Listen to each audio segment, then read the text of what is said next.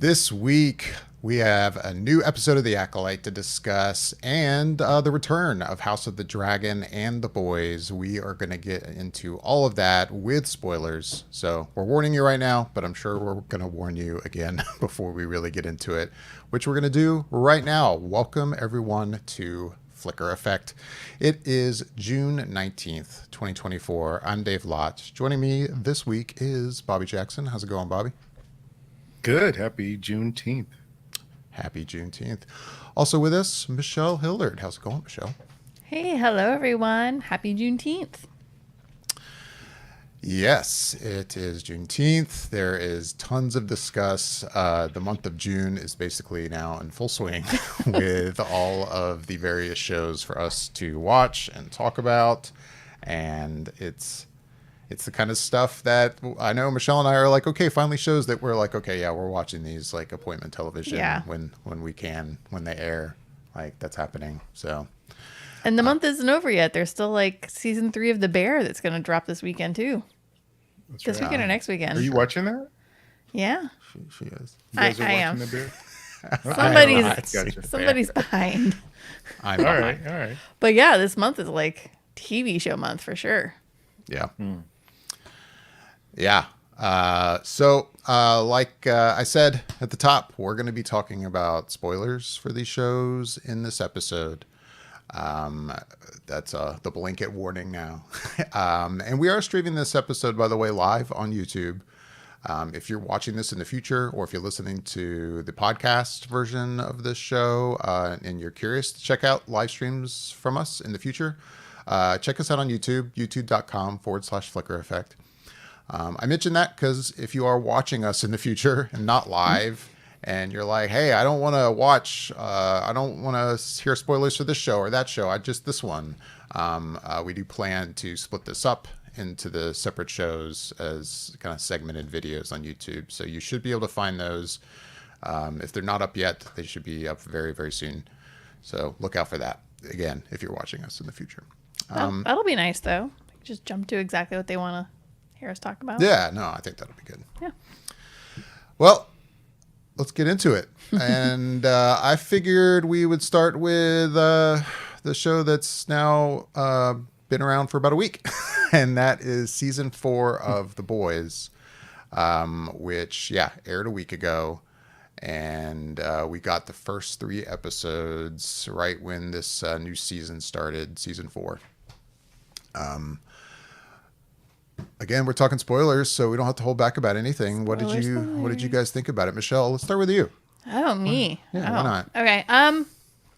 I'll be honest. Like, I was really looking forward to this season because I feel like last season definitely left on a wow. Okay, so the kid went with the other guy, huh? And I was looking forward to get the answers for that. So I was ready for the show, and I'm very happy with the 3 episodes that we've gotten delivered to us so far.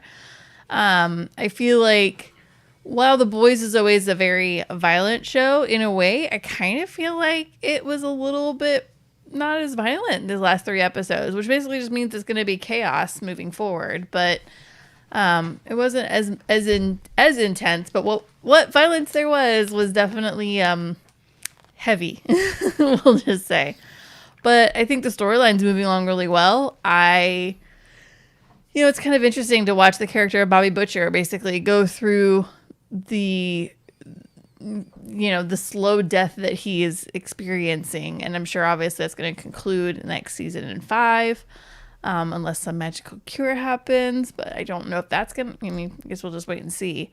But so far, no, I'm digging it. I'm liking how they really have Homelander digging in on his approach and his character. I think the addition of Sister Sage to his side is really helpful because Homelander's definitely made his surroundings a bunch of yes men because nobody wants to just die via laser eyes.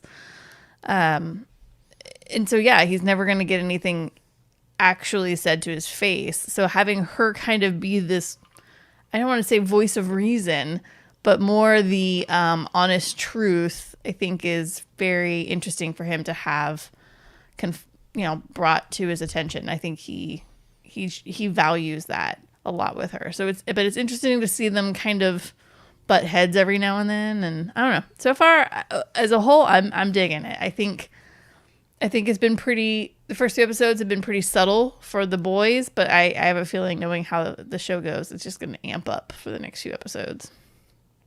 So yeah, so far I'm liking it. I'm happy. Subtle, huh? Huh? You feel like the episodes have been subtle? Well, I'll say maybe like the action and the level of violence and weird gratuitous stuff has been pretty mellow for them. But I also acknowledge that basically means that it's going to get more amped up each episode as we go along, which I think it kind of has, actually. I feel like, especially like episode 3, definitely was, it was definitely kind of gratuitous, violence-y, kind of, with the guy separating himself and making more of himself. I was like, ugh, it's kind of gross. It's kind of, especially the sound it made, the whole like Velcro-y sound, but with like skin and bones. I was like, oh, this is so gross. But yeah, it's just one of those things you can't turn away from looking at to see. So it's like, you can't not, it's a train wreck. It's horrible, but you gotta watch it. Like, you can't not look at it. So yeah, no, I think overall the first 3 episodes have been pretty subdued as far as the boys usually goes. But I know that I'm saying that, and that's just going to get crazy. Yeah, no, it'll just get crazier. I know I saw like an interview with man, why am I blanking on the actor's name? I think he was at like a convention or something talking about like, he's used to what the kind of stuff they do in The Boys, and he's obviously fine with all of the craziness and gore and such. And he was saying how there's like even something in this season that when he watched it, he had to like turn away. It was like so incredibly bad. Like, I don't know where the interview was from. It looked like it was like him talking at like a con or something. That's saying something. Which character does he play? Yeah, my brain. Homelander? No.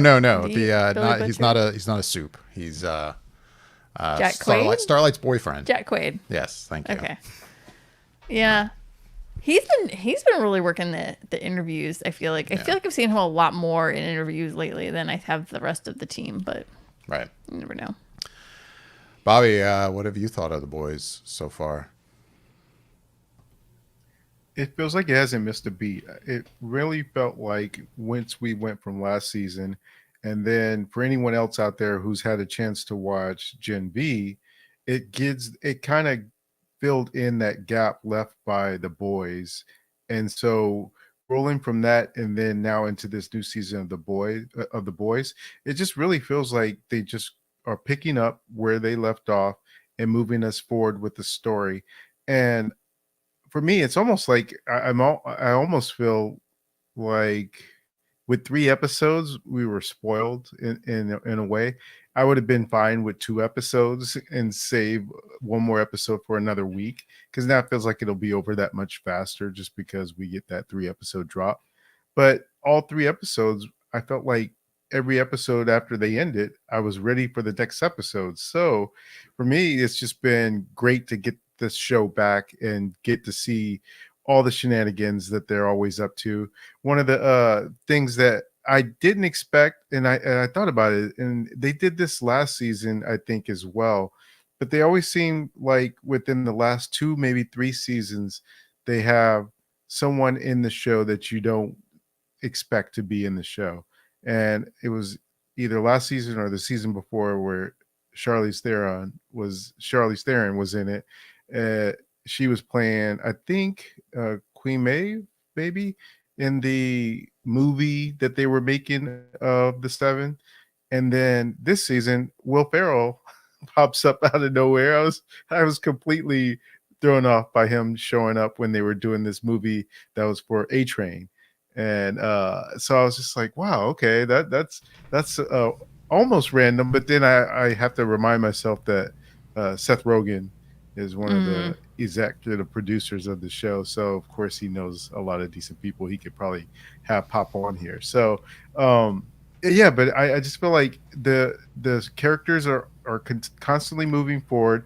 The one thing that I felt like I was a little thrown by, just because I don't know how much time happened in between, was the storyline with Frenchie and Kimiko, where they're not together and they seem split, and now he's seeing this other guy that he's in this rehab center with. So for me, it was more like, okay, that seemed a little out of place, out of nowhere. And then so it was kind of one of those things where I was just kind of a little bit thrown by that. But you get over it pretty quickly and you still get into the story. And the show does a really good job of introducing new characters all the time too, because we got two new soups this year. Excuse me, for one of them that I forget her code name, but I think it was like the Thinker or something like that. And then the other one was like Firecracker or Sparkler or something Yeah, I along think it's those lines. Firecracker. And now I'm okay. So now I'm interested in their storyline, especially when you see what Thinker is and how she's kind of playing Homelander's right hand person, in this case, right hand woman, and because he needs someone who is, her power is being the smartest person in the world, so she's able to think about different things and scenarios and tell people how it is, and that's what he's looking for because everybody's pretty much a yes man to him. So he needs someone to tell him things that no one else will be willing to tell him. So you just know that at some point the two of them will come to a head, just because he can't stand having someone that knows more than him, and she's even called him out on that. So that confrontation has to happen in some sort of way at some point. But I think that with everything that's happening within this storyline and us knowing that the next season is the final season, I feel like Michelle, where you just know things are just going to ramp up as we move along with this season, because they're headed towards the end game and towards that finish line for next season. So it's going to be a wild ride, and I feel like the definitely.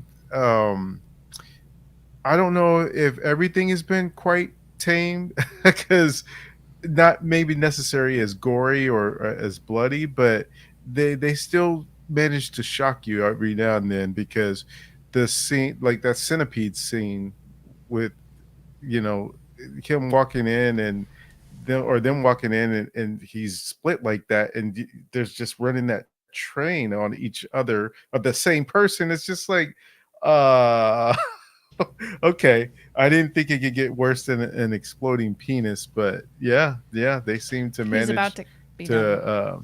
I hmm? Sorry. Well, no, I was just saying. I just it's just so crazy in the way that they seem to must sit around the writers' room and come up with different scenarios of how they can shock us and have our mouth open as we're watching it, because they always seem to manage at least one per season. But yeah, so far it's off to a great start, and it's just got me really anticipating more.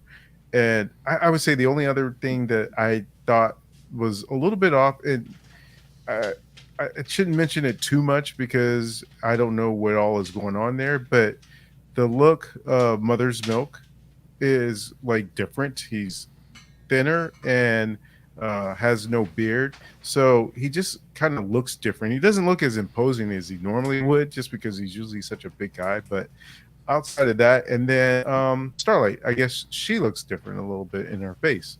So probably got some work done there. But outside of the physical appearances of some of these actors, everything else is still just as smooth and as good as it has been these past seasons. So for me, it's just like the thing that I always gonna look forward to. What it drops on Thursdays, I think. So yeah, I'm just like locked in and ready for the next episode tomorrow. Yeah, it was a little bit kind of interesting to see the actor who plays Mother's Milk kind of pop up on set on in the scene, and you're kind of like, oh wow, he's lost a little weight and the beard's gone. And I think even with him losing a bit of weight, I think it changed his voice even just a little bit. It doesn't seem as deep, and so it's like he doesn't present himself quite as big and broody and ominous as he had in the past 3 seasons.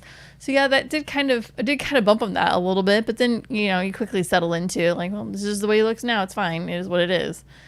And yes, the actress who plays who does the character of Starlight, she definitely had some work done. Yeah, no, I'd seen a couple things. Again, I don't know the actor's name that plays Mother's Milk, but I know because there was like I think speculation it's out there. Laz, something like that. Laszlo something, yeah. I know apparently some people like he looks so different that they were like, did they recast the role? Oh, And I guess if you follow him on social media, those people who do follow him were familiar with, I guess, a journey he's going through with like a different fitness regime. And he definitely has a different physique now. I think he's shaved. He doesn't have as full of a beard in the show anymore as he used to have, which I think led to some people even being like, "Wow, he looks so different. Is this a different actor?" Which I mean, to me, I didn't think it was that drastic, but yeah, I don't think it was that drastic, but no. yeah, the him not having the beard does kind of throw his face off. But honestly, Yeah. I think it's more the weight loss that he's experienced. It definitely his face even just it doesn't seem as full, and I think that was kind of what threw me. It's a Laz Alonso, Gotcha. but yeah, no, it was kind of like oh wow, yeah, he really okay, yeah, he thinned out, but he still kept some good muscle on him too. Like he's still like if you really look at his arms, Yeah. like I was like he still is keeping the beef on there. He still is gonna He's just kick some butt. Yeah. Oh yeah. Oh yeah. I guess me, huh? What did I think of the boys? Really, not much more than what you guys have already said. I've always enjoyed the show. I haven't seen Gen V, but I had intended to before the season started. It just didn't happen, and it seems like it's not a necessity to keep up with that before you watch season 4, and hasn't been an issue so far. And the show kind of basically picked up where it left off. To me, it's just as good as it always was. I'm really enjoying it. I mean, we're only 3 episodes in. We have a ways to go, but hey, it's quite good. I know the next episode drops tomorrow, so I'm looking forward to checking that out probably tomorrow night. And it's been interesting seeing some of the discourse out there about the show. I know there are certain parts of our society that aren't as happy with the show anymore, and all I will say is like, well, if you didn't realize what the show was kind of getting at before, I don't really know what to tell you. So yeah, I don't know. But I'm really enjoying it. It doesn't really seem like it's taken a step back at all for me. I think it's quite good. So yeah, really not much to add. I'm looking forward to seeing where the show goes from here. Yeah, it's a shame that the people who are having some discourse with it right now are just now starting to realize. I'm like, have we been watching the same show for 3 years? Like for 3 seasons? Like Right.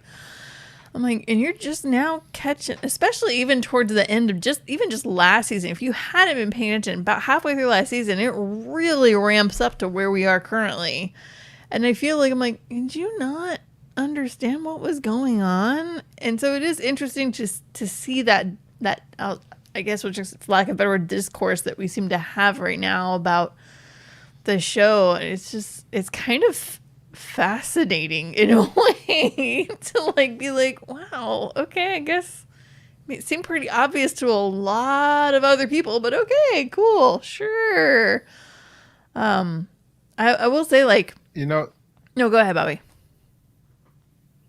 no, go ahead. I'll finish up after you say. Oh, I was jumping to a totally different topic about the show.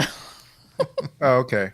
Then I just want to put something else on that. What you were saying as far as people not knowing, to me, that's a perfect example as to why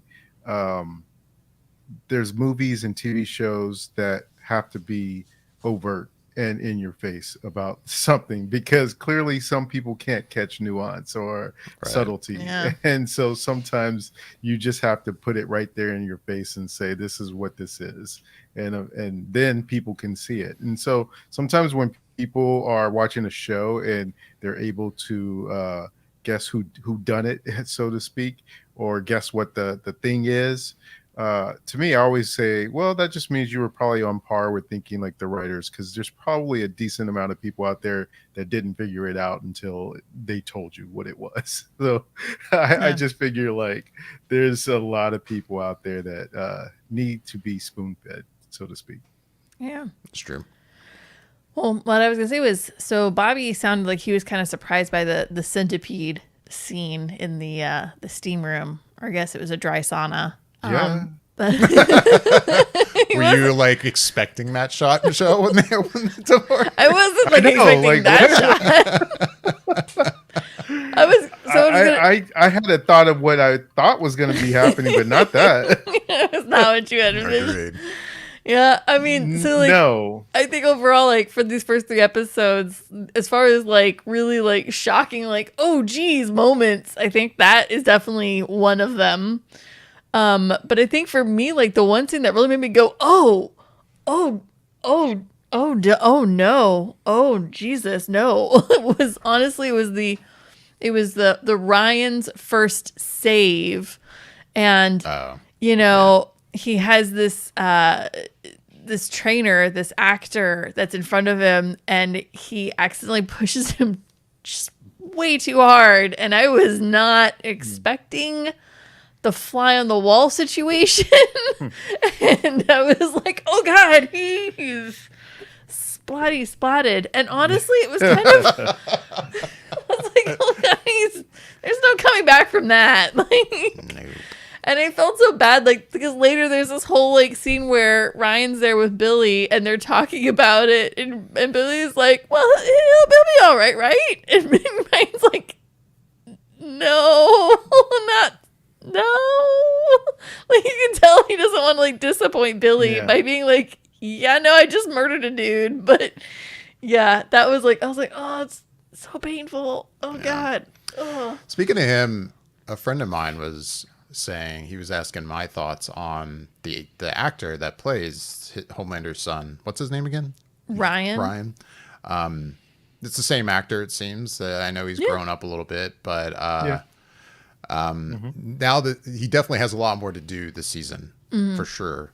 And the friend of mine I was talking to was saying how he really feels like he's not impressed, I guess, with his work as his son so far, I guess. As a young actor. Yeah, and I hadn't really thought about it, to be honest, while I was watching the show. So I will say my reaction while watching it, I didn't bump on that at all, his acting.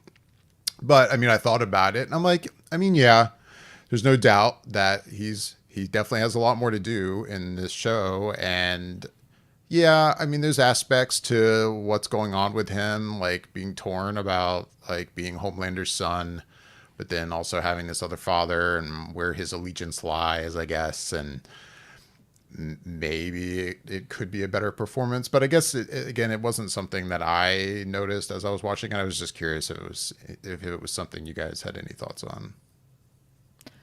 I mean, I didn't notice it. Yeah, I didn't bump on anything. I think I'm not saying I think he looks like he's a great actor, but I think he's a very young actor. Yeah. This is one of his very first things he's done. This is a major show. This is huge coverage for him. So he's learning as he goes along, I'm sure. But also, he himself is just a young adult, and he's portraying a 15-year-old kid, I guess, 13, 14, 15, I don't even know. Yeah, I don't know. But a very youthful kid, young adult, and that is a time of age where you're going through puberty and things are already just weird without even adding soup powers to it. So I think he's trying to navigate this, as an actor, but also like the actor playing the kid who's trying to navigate this weird situation that he seems to be found himself in, where Homelander is his father, and he's slowly piecing together that Homelander is a psychopath. And you can tell he's slowly starting to get those ticks of, yeah, that doesn't seem right to me. Like that doesn't seem like, you can tell it's like, I think you can see in his face where it's starting to click, but you have to put yourself in the perspective of, one, he's like that age of that character, like, and so it's this person trying to act like that character at that age. I don't know if I'm making myself clear, but it's it's already hard enough to be that age, let alone pretend to be another person that's also that age. Right. So I think overall he's actually doing pretty okay. Plus, teenage boys don't really like talk or show a lot of emotion to begin with, so you know. So he's probably spot on. So he's actually pretty spot on, I think. Another thing, I was trying to. issues there. Yeah, I was trying to think back to the previous seasons and how often, if ever, the show has really directly referenced like a person from real life. And I don't remember that, but maybe it has happened. But because I thought it was interesting when we were watching the first episode, and I guess what it was, Firecracker has like a YouTube show or something, and I think it's like the Deep is like sitting in at the building, like watching like an episode on his phone, and it's a full shot from her like show, and I was kind of shocked to see like a DeSantis sticker, like on the wall behind her. And I was like, I think that's the first time the show has like directly referenced like a politician or anybody from real life.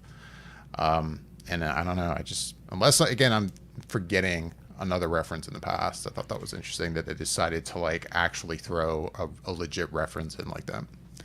Yeah, I mean, I think for you and I, since we're Floridians, it really popped out. Both of us were like, whoa, oh, hey, that's it. Hey, we know that's a name we know. Not that we enjoy that name, but that's a name we know. Like, we were like, oh, hey, yo. And I mean, maybe the show has done it and I just can't recall. It's the past 3 seasons were stretched out over how many years thanks to COVID and now the writer's strike. And, it's been some time. So I'm sure there was. I find it hard to believe that there was a reference, but I couldn't tell you what that reference would be. But it was interesting to kind of see that kind of, I guess you can call it an Easter egg in a way, kind of based on her platform and the way she does it. And then to see like a DeSantis sticker behind her at her like workspace desk for her podcast. I was like, okay, that is interesting. Because I don't think they really haven't referenced, unless kind of like joking about like actors in Hollywood kind of thing. Well, yeah. Like when They've Bobby done was that. saying like Will They've done Ferrell that, was, like they've done like that. But like I guess like a person who's not an actor in a way. Like that was definitely like oh wow, that's like real world. Like, I don't know. It brought it into like the real world kind That's of. how explicit this season is being with its. It seems kind of Right. there. Right on the nose. Yeah. But yeah. So far so good. And speaking of all those previous seasons, like I know I've still been meaning to watch like a more in-depth like recap of seasons 1 through 3, because like we started episode or season 4, and especially because I didn't watch Gen V. I guess maybe if I had, maybe that gap would have been bridged a little better with information. I don't know what's in that show, but this season started and I was a little like, what happened with this character and what's going on here? Like, I don't remember now. Like, You're talking like Black Noir. like Black Noir. I kind of I forgot what was going on with him, and I was super confused at first. And yeah, like I've seen all 3 of these episodes so far, and I still haven't watched a recap, and I still been meaning to do that. So anyway, I definitely think that it's meant to confuse you with Black Noir at first, because he's talking and you never see him talk before. So unless it was that one episode where there was a flashback, but that was before he goes through what happened to him. So him talking just kind of threw me off. And then, but I knew what happened to him last season. So initially I was just like, how is he back? And then they kind of even throw you off a little bit, because Homelander's looking at him when he enters the room, kind of like, what are you doing here kind of look. And so I was like, yeah, like, how's he here? And then they go a little bit further and he's talking, and then you realize, oh, they just got some guy somebody to else. be, somebody else to be Black Noir. And that's why they keep telling him, stop talking, and you're not, acting like Black Noir properly. They definitely like hired an actor to be Black Noir, because even at one point he's like, what is my motivation here? I'm not even understanding what I would be doing if I were this kid. Like, I was like, and so, but it was so interesting. The first moment Black Noir popped on screen, I was like, wait a second. Did I miss something? Because last time I remember, he was not very much on the, like, alive spectrum. So I was like, I was pretty sure Homelander unalived that guy, but maybe I'm wrong. And it took me a while to be like, am I missing something? Right. But I guess I'm not. So I guess not. No, no. Well, any other thoughts on the boys so far? I have one more thought. Okay. Totally random thought. So the one chick who used to be a secretary, and then she's kind of just worked her way up. The one who pulls her hair out. She's, now she's like the head of whatever, and she's gonna be the new mascot, as Homelander so lovingly decided. Why does she continue to work there? And like, she's literally like about to quit, and I'm like, are you just that afraid that he's gonna kill you? And why would he care to even bother to kill you at this point? Like, I don't understand.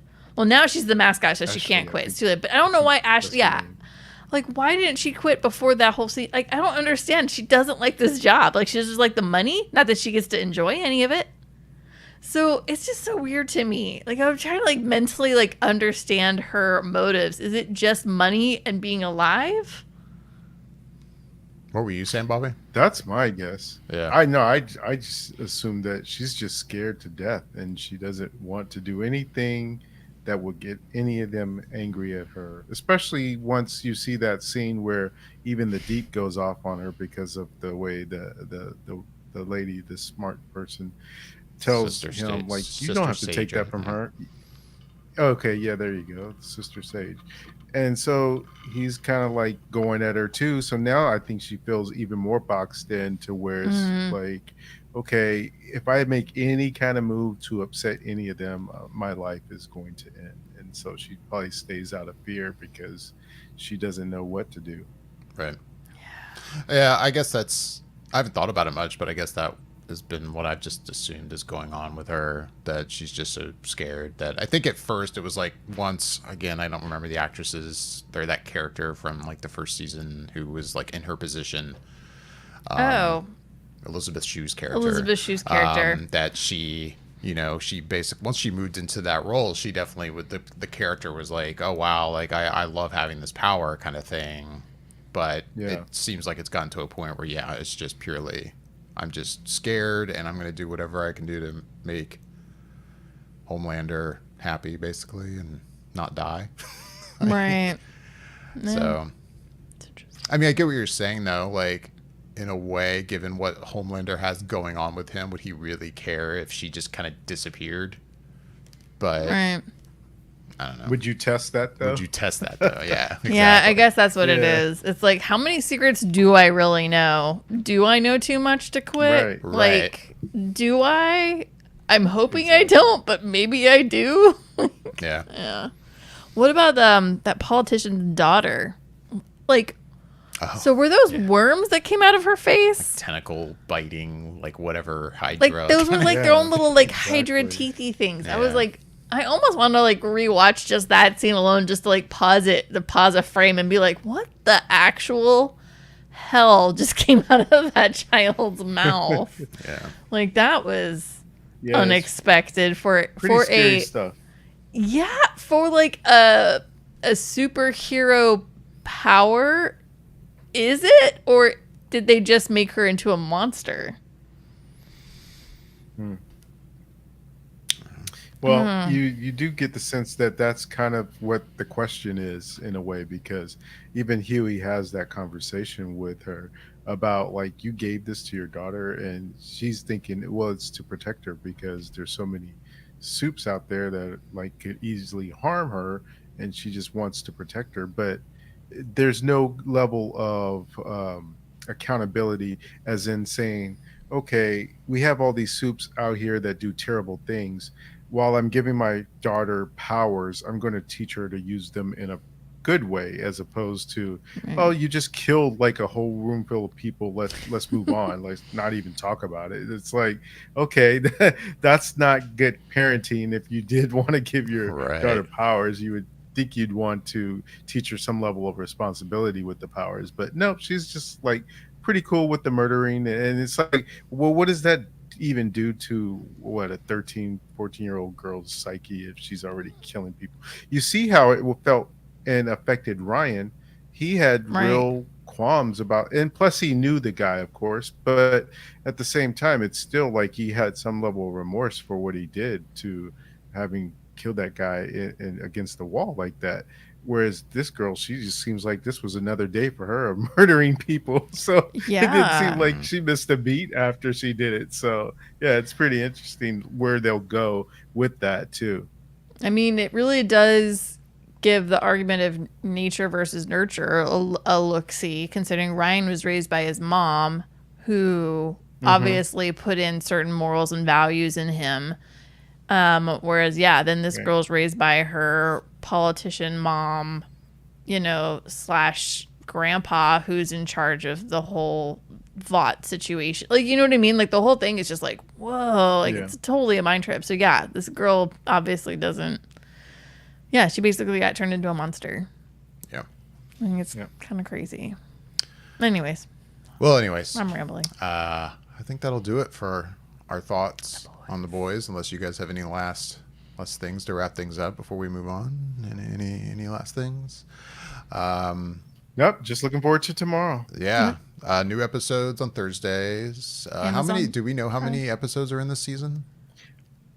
I was wondering that too. was That's it what 8? when I was saying earlier about wishing that we didn't get all 3 in one night and could have Yeah. just kept it at Spread 2, it out 'cause more. Yeah. I know it'll end that much. Yeah. End that much faster. So Let's see. Hold on. I was a little surprised. Like, do we what's the 8. motivation to release 3 episodes for a show that's 4 seasons deep, like right from the beginning? Like, I don't know. I thought that was an interesting move. And you were saying it's 8 episodes, Michelle? 8 Yeah. episodes. They've got the titles on IMDb. I will say, like, so tomorrow night's episode is called Wisdom of the Ages.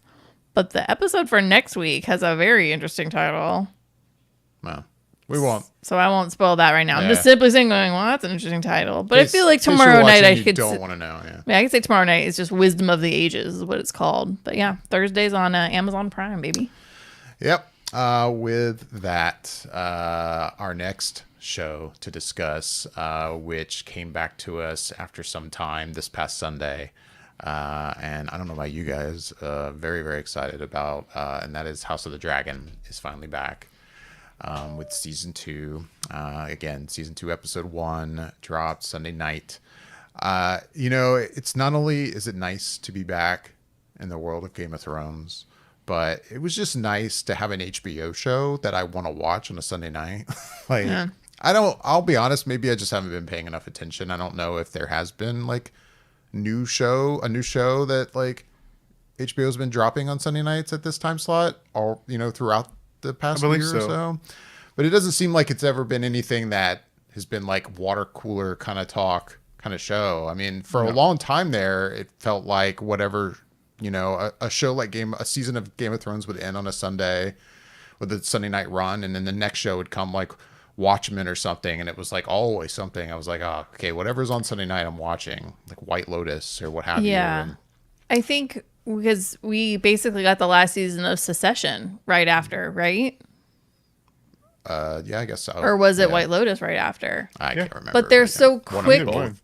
Yeah, they're so quick and short. So it's like again, between COVID and writer and actor strikes that's been going on, everything is just on such a delay. So it's like, yeah, we had House of the Dragon, and then we had the last season of Secession, and then we had White Lotus, and now we've been waiting. We have been waiting with bated breath for the return of House of the Dragon. Yeah.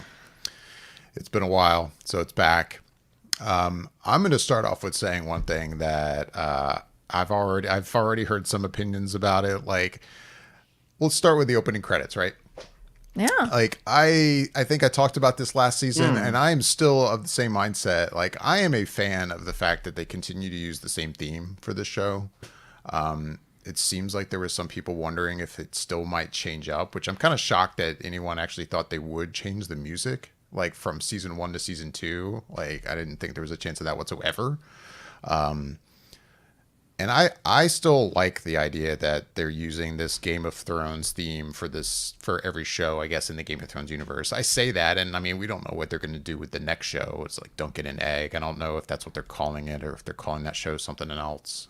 But I like that they're using that theme for these two shows so far, because like that's the theme of this world for me, and I just enjoy it. And I just wanted to put that out there. But they did change the whole title sequence otherwise quite drastically. And I don't know about you guys, but I was a big fan of it. I liked it a lot, actually. Michelle, what did you think of that? Yeah, I mean, I agree. I like the music. I agree with you. Like, I think that is the Game of Thrones music. And I like that it is transitioned to this show, and I hope it will continue on to the next one. But no, the title sequence opening, they use the same production company that they've used in the past, who's done quite a lot of opening sequences for HBO. And so, yeah, when the needlework started on the screen, I was like, oh, wow. Like immediately. It's especially because it was like a canvas color. So it's very bright and vivid. Like the living room lit up with light from the television. And I was like, oh, geez, okay. But no, I really like it. I think it was really quite beautiful, and it really was very nuanced, and it tells you what's kind of going on. And I think it leads more into just an elder age, which this is in the Game of Thrones world. And so I think it just, I don't know, it worked for me, and I'm a fan of it. I like the needlepoint for sure.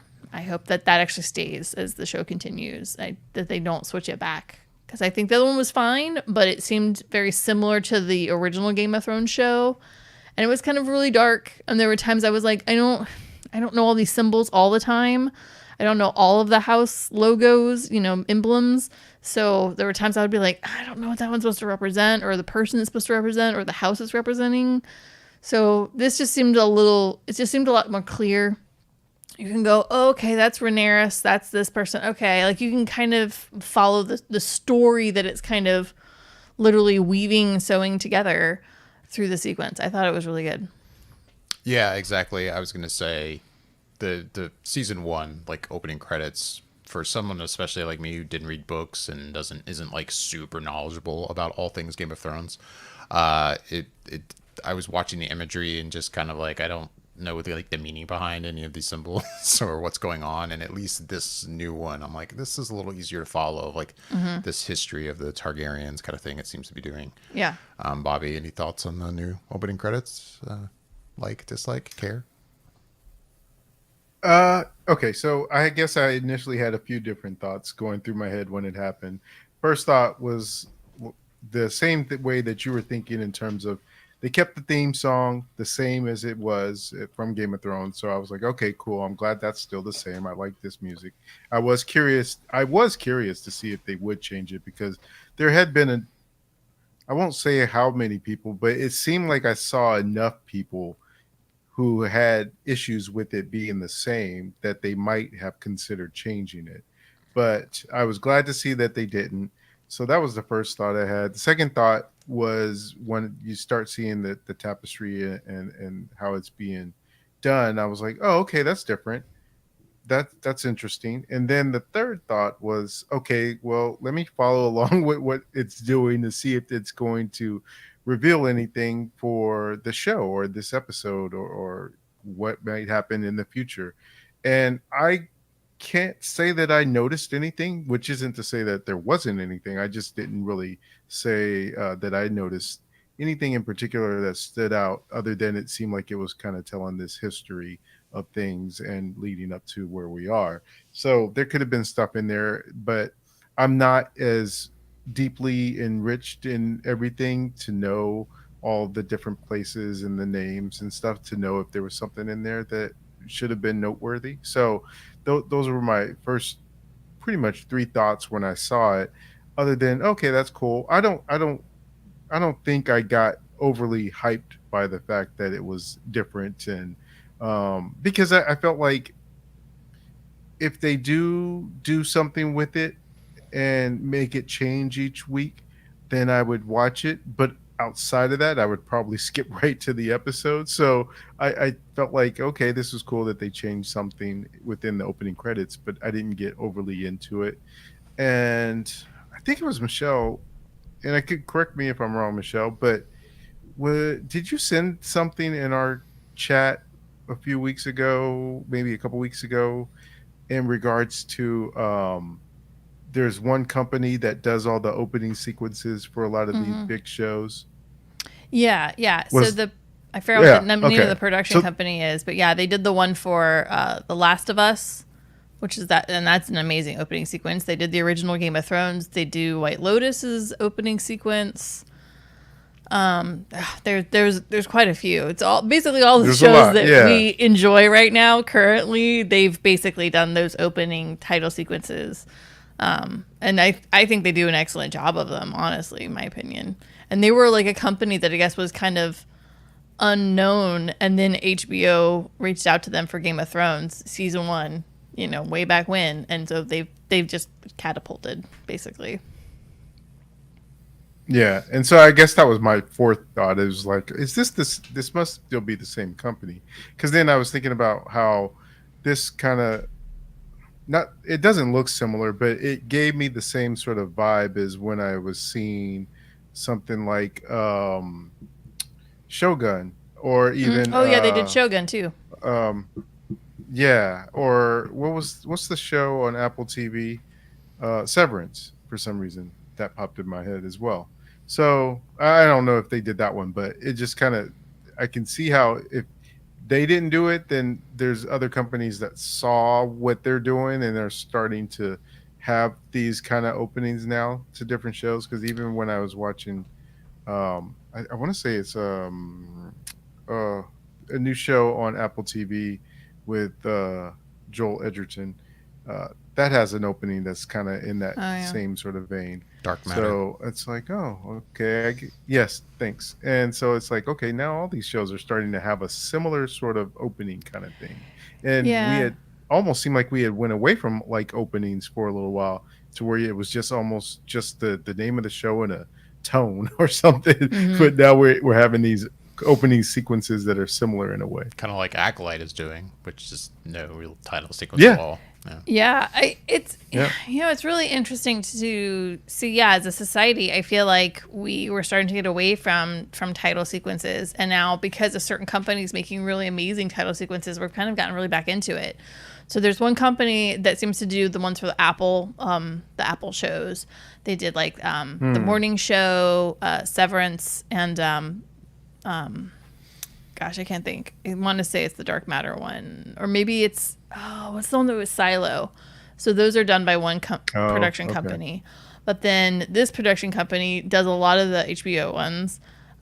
They did Shogun, and there's another FX show that they did for, and you can see for them, they definitely have a style in their digital look that they have. They're definitely weaving together a story through the patterns they're using, and they basically, I guess, figure out how they want the effect to look. Oh, they did I think they did the title sequence for The Crown, and then also they did The Crown, and then also I kind of want to say Lord of the Rings, Rings of Power. And so if you think about Rings of Power, the way it looks, and you think about the way The Crown looks, and you think about the way The Last of Us looks and Game of Thrones, like all they definitely have a look to them, and you can tell that's that production company's like, that's their I don't know, it's just it's the vibe they're putting down. I don't have a good way to explain it, but I will say, like,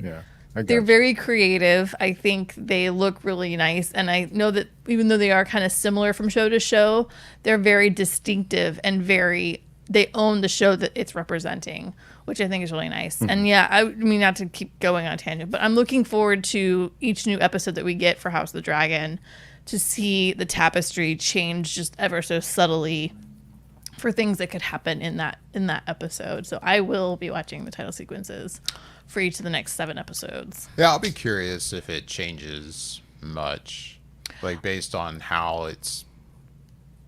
what it's doing so far. I think if it does change much from episode to episode, it's going to be slight, because a lot of the tapestry, right, is stuff that's happened way in the past, building up to now. But no, I think that'll be interesting to see. Yeah, I mean, this is all speculatory, but my theory is that even in last season, the gates would change and the blood would flow in different directions sometimes to allude to somebody coming into that episode. And then just like the original show, you know, it would go to different realms that you would see going to in that show. So I'm sure there will be a few things, but it's going to be very subtle, I have a feeling. Right. But I'm still going to watch it because I think it's just cool. It's just cool to watch. I always watch opening credits for shows, so it's how I am. So I won't be skipping it. I'm right there with you. Like, Right. it was funny You because know- like I still watch and talk about shows with credits that opening credits that change a little bit. Like watching X-Men '97, like it changes just a little bit Yeah, with each yeah. episode. And but I will say, like, the first day we fired up the first episode for X-Men '97, I was like, oh man, this feels good. Like, I was like, this is. Yeah. I was like, oh, this just feels nostalgic and wonderful. And like, then I watched the next episode. It's like, do you want to skip the titles? I'm like, hell no, Disney Plus. Why would I do that? You crazy. Like, Disney Plus, you're drunk. I'm not skipping the opening titles to X-Men. Are you stupid? Like, I was like, no way. So yeah, no, I watch opening sequences for sure. So I promise we'll actually get into the episode Yes. itself. We And I just want to make one more comment about title sequences. In that there's this show on Paramount Plus I watched that I've been watching for a few seasons called Evil, and they do this thing where in the opening sequence, when it's the titles, you know, this opening, there's a little banner that comes up at the bottom of the screen that says a little something every week, and it's in regards to skipping the opening credits. It's like if you skip the opening credits, someone will visit you in your dreams Nice. tonight, or so. You know, it says something every Something week, and ominous it's will a happen little to you. something. Yeah, it's very Nice. ominous. Every week, and it said something last week about Nancy such and such in Tulsa, Oklahoma, skipped last week's credits last week, and something happened or something. It's very That's funny. awesome. It's it makes me watch their opening thing, but yeah, it's very creative. So I do give kudos when you're creative and doing something with the opening title sequences. Yeah. Yeah. Yeah, and I was even going to say something else about the music again, but we really have talked about Tangent. the opening credits for quite a while. And there's a lot more to this show. There's so much than more to the this opening show. titles. Yeah. We haven't even talked about the first scene yet. Well, hey, the first episode's here. I mean, what did you guys think? Did it feel like the show you remember? Is it any different? Are you happy? Not so happy? Yeah. Yes. to Oh all? man, I loved it. Yes, I loved it. I mean, from the moment that it comes back on, it just felt. Once again, this is just one of those shows that you feel like is a standard in terms of how it makes you feel a part of that era of that scene. It shows these big epic landscapes and these characters and costumes and their accents and everything just seems like it's so top notch the way it's produced from a standpoint of just a visual standpoint. And I immediately felt back into like I was back into this world again.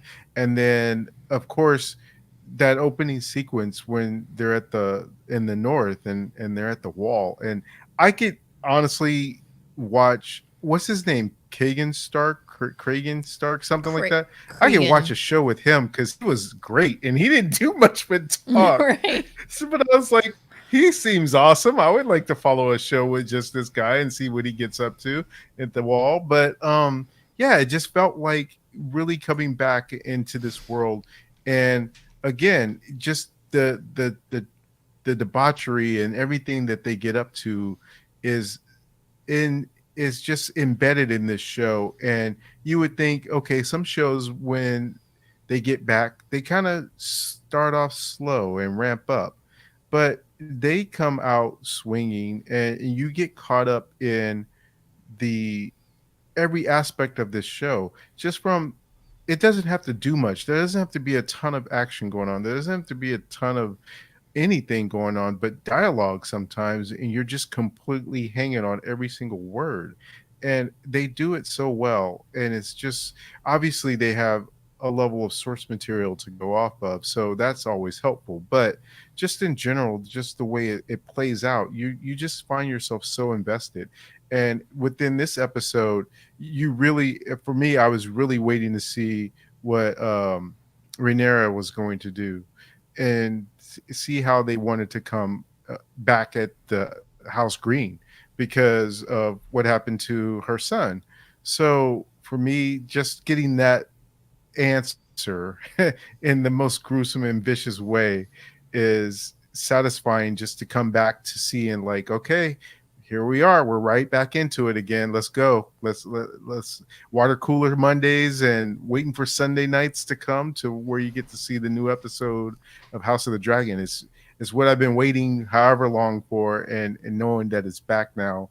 It just, I can't wait to see how this story unfolds. And obviously people who've read the books know a lot more, but we've had that situation with Game of Thrones as well. So it's a lot of exciting stuff to look forward to, just because we know that this is building towards this war, and we know we're going to get some dragon fights and stuff like that. But the groundwork that it's laying, I'm all here for it, and I'm just eating it up. So for me, having this first episode come back, I was just loving it. And it's, again, I think that come towards the end of the year when it's time for the Emmys, at this point, there might be other people in contention, but for me, it's going to be a horse race between Shogun and House of the Dragon because of how top notch those two shows seem to be to me, especially since I've watched Shogun.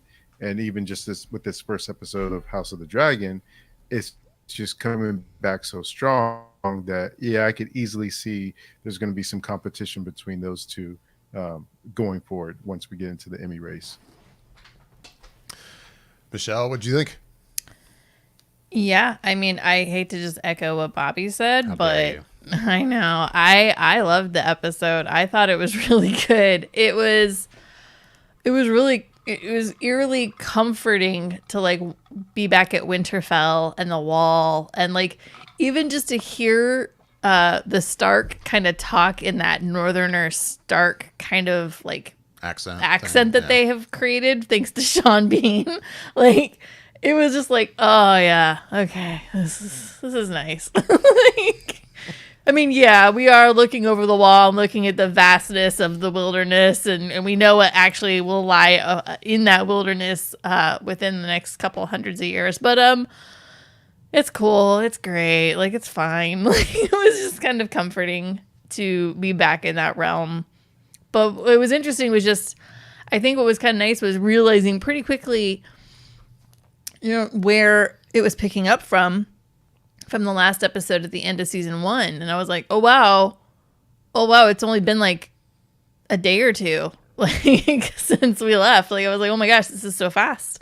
Or this is just, you know, we're not leaping in time. Like, this is like right where we left off at, like almost exactly, like same week, you know? And so that was kind of interesting. But yeah, like they get right back into, you know, the butting of heads of egos, you know, back at House Black. And then you have just debauchery and randomness happening over in Castle Green. And like, it just makes you go, man, you guys, you just don't miss a beat. You just go right into it. And we just are enveloped in that world with these characters again. And it was just really kind of nice. But I think overall the episode played out really well. I think it really gets you caught up with kind of the falling out of what occurred very quickly from last episode. And it really puts you in Rhaenyra's headspace. I mean, she says like... She says 3 words like that, and that was it. That's all she said the whole episode.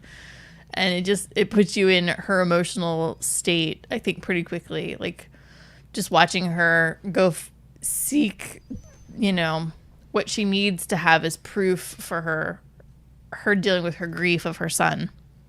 And you have that scene with her on the beach, and her dragon is also weeping because she's emotionally upset. And then... yeah, her anger. She goes back to her home, and they have their little council meeting, and that's all she says. Is she's just like, yeah, bring me him. I'm done. Like you could just tell, like the anger and the emotion is just she's like, I'm over it. Let's do this. And yeah, it was pretty intense. I was like, wow. And then yeah, those last 10 minutes of that episode were kind of nail biting because you're like, how is this even going to play out? Like the whole time I'm watching it, I'm watching these two guys who I guess in the books are called Blood and Cheese. Yeah. And, you know, Cheese being the rat catcher and then Blood being the, I guess. The guard. The guard, the heavy. You know, watching them kind of make their way through the castle. And I'm watching it. I'm like, how are these two idiots going to pull this off? Like, you could tell, I'm like, this is not going to go very well. This is obviously not. And, like, I didn't read the books. So I don't have that reference of knowledge. So I'm watching it going, these two idiots are not going to complete what they're supposed to be doing, obviously.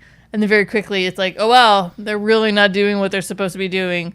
Oh, wow, this is getting really dark really fast. Oh, Jesus. Oh, wow, she has to pick a child. Oh, God, it's Sophie's choice. Oh, Jesus. Like, you're watching it, and you're like, oh, my God, this is not happening. Like, I'm House Black for sure, but I also think it's kind of messed up to make a person choose a child. And then to actually hear the sounds of that child being murdered, it's kind of, I was like, oh, yep, this is Game of Thrones. We're back in it. Here we are. Yep, this is what we're doing. Cool. All right, yep, baby, game is on. This is how the Iron Throne gets won, you know? It was just so like, yep, we're back. It's game on here. So no, I thought the episode was really good. I think it brought you back into the world pretty quickly of Westeros, and I am very much looking forward to seeing more. I cannot wait. I would agree. The show, it's good to be back. 3 for 3. Yeah, it's not a shocker. Surprise, David liked Game of Thrones. I mean, I don't know about you guys. I definitely wasn't going into this season with any real concern. I mean, I know we lost a showrunner from season 1. But even so, I wasn't really thinking, oh man, is there going to be a big drastic change in the feeling of the show because we lost one of the showrunners? Not really. I mean, maybe it's a valid concern, but I really wasn't thinking about that much. And no, the show didn't really skip a beat. It's great. It's like everything you said, Bobby and Michelle, like it's nice to have this back and to be back in this routine of watching this on Sundays. It's been so long, and then, you know, kind of consuming a lot of the next day kind of like reaction to the show is just, it's just nice. And you miss this habitualness of having the Sunday night viewing and then the Monday day chatter. I do. It's just so good. You missed it. It's so good. David's not a creature of habit at all. No, not at all. But yeah, no, I thought the episode was quite good. And I mean, considering other shows that we're watching, it was nice to watch a show that's just got some meat to it, that's got some character development to it. And I mean, I may be hinting at a show that I'm actually overall enjoying, but still, like, yeah, if only more shows could be like this, is what I'm getting at. Yeah. No, it's great, and I hate to keep being the last one here and just saying, well, everything you guys said, but really everything you guys have said, I don't have much to add. Well, you can go first on the next section. How about that? Well, I will. Okay. Well, you know, David, what's funny about what you said as far as the showrunner thing, it's always interesting to me how stuff like that works, because let's say this first episode didn't do good, like it didn't hit. I guarantee the conversation on Monday would have been, well, they did change showrunners, so maybe there's some issue there, and that would have been the fall guy basically for, you know, getting off to a rough start. But no one has really even mentioned the fact that they had changed showrunners. Any of the different like podcasts or YouTube channels I've seen, no one really has mentioned the fact that showrunners changed and we're still humming right along, that it didn't drop in quality or anything. So the showrunner changed for one, the showrunner got no kind of love in terms of being able to continue on and still make a good show. But I guarantee it started off rough, that showrunner would have got all the hate. And we do know that it is down. I think it was 22% from the initial first season premiere of the show. But there's no specific rhyme or reason as to why that could have happened. They did mention that the Tony Awards were yesterday, which I'm sure Michelle would love to talk about, but that's not that for this show. That's not for tonight. Yeah, that's not for tonight. But I don't think it would have had that drastic of a drop on it as an effect. No. But it just probably will gather steam as it goes in. Because I talked to a guy at work who loves the show, and he specifically said that he might wait a few weeks to bank a few episodes before he starts to jump in. Because, I think a lot of people with the shows where they don't necessarily watch in real time and they'll just kind of watch it as it's over, or not necessarily feel like they have to be part of the water cooler aspect of it and watching it every week, that they would rather just kind of, especially if they're not big on social media and that they don't have any ways in which it can get spoiled for them, they would rather just kind of watch it all at once as opposed to having to go the week to week route. Yeah, I think there's quite a few very small factors, and maybe all these little factors lead up to why there was such a drop off. I think having it kind of come out in the summer is an interesting choice, but also I think as we said at the very beginning of the show, there are a lot of shows that are restarting this month, let alone just this week. I mean, this month alone literally was like The Acolyte, The Boys, House of the Dragon, The Bear's Coming, and that's just 4 shows, and those are major shows that people are watching. And then, yeah, you had the Tony Awards, which, while usually the Tony Awards is not a big concern, historically, the last, apparently since COVID, each Tony Award each year has gotten higher viewership, which is very interesting to me. But it has, which is great. I mean, I want Broadway to continue to succeed. So there's that. So maybe the Tonys did take a very tiny, itsy bitsy chunk of it. But then I think the big part is kind of what you're saying, Bobby. I think there's kind of a generational divide. There's us old schoolers, like the 3 of us, that we grew up waiting to watch a show week to week to week. While we might enjoy binging shows from time to time, overall, I think, at least for the 3 of us in this show, I think we do enjoy kind of that week to week wait and the anticipation and the build, and letting a week to digest what you've seen and to think about what can come. And then there's another generation where, yeah, they like to kind of bank up 2 to 4 episodes and kind of have it so they can kind of just basically watch a movie worth and kind of get that going, and then they'll bank up a couple more and then watch a few more. And that's the way they like to enjoy their media. And I get that too. So I think that's 3 little things that kind of add up. And I'm sure there's other things that factor into it dropping off too. But I wonder too if it's not so much kind of banking episodes to binge it later on kind of thing, but if it's just as we've ever so slightly progressed more and more into a kind of a streaming kind of video on demand kind of mindset versus the watching this at 9 p.m. on HBO, the channel HBO, as we're right. I assume most people are watching it on Max as opposed to a HBO channel on their whatever live TV service they have. And maybe it's not just, I'm going to wait till a few episodes are banked or the whole season is over and then watch them all. But it's just, I don't have to watch it Sunday night. I'll watch it Monday or Tuesday or Wednesday. I think that's a big factor too. Because, yeah, if you think about it, the original Game of Thrones, when it came out, there still wasn't streaming. So you had to watch it on a cable somehow. You had to watch it. If you're going to watch it, you're going to watch it on HBO cable, live. Right. That's happening.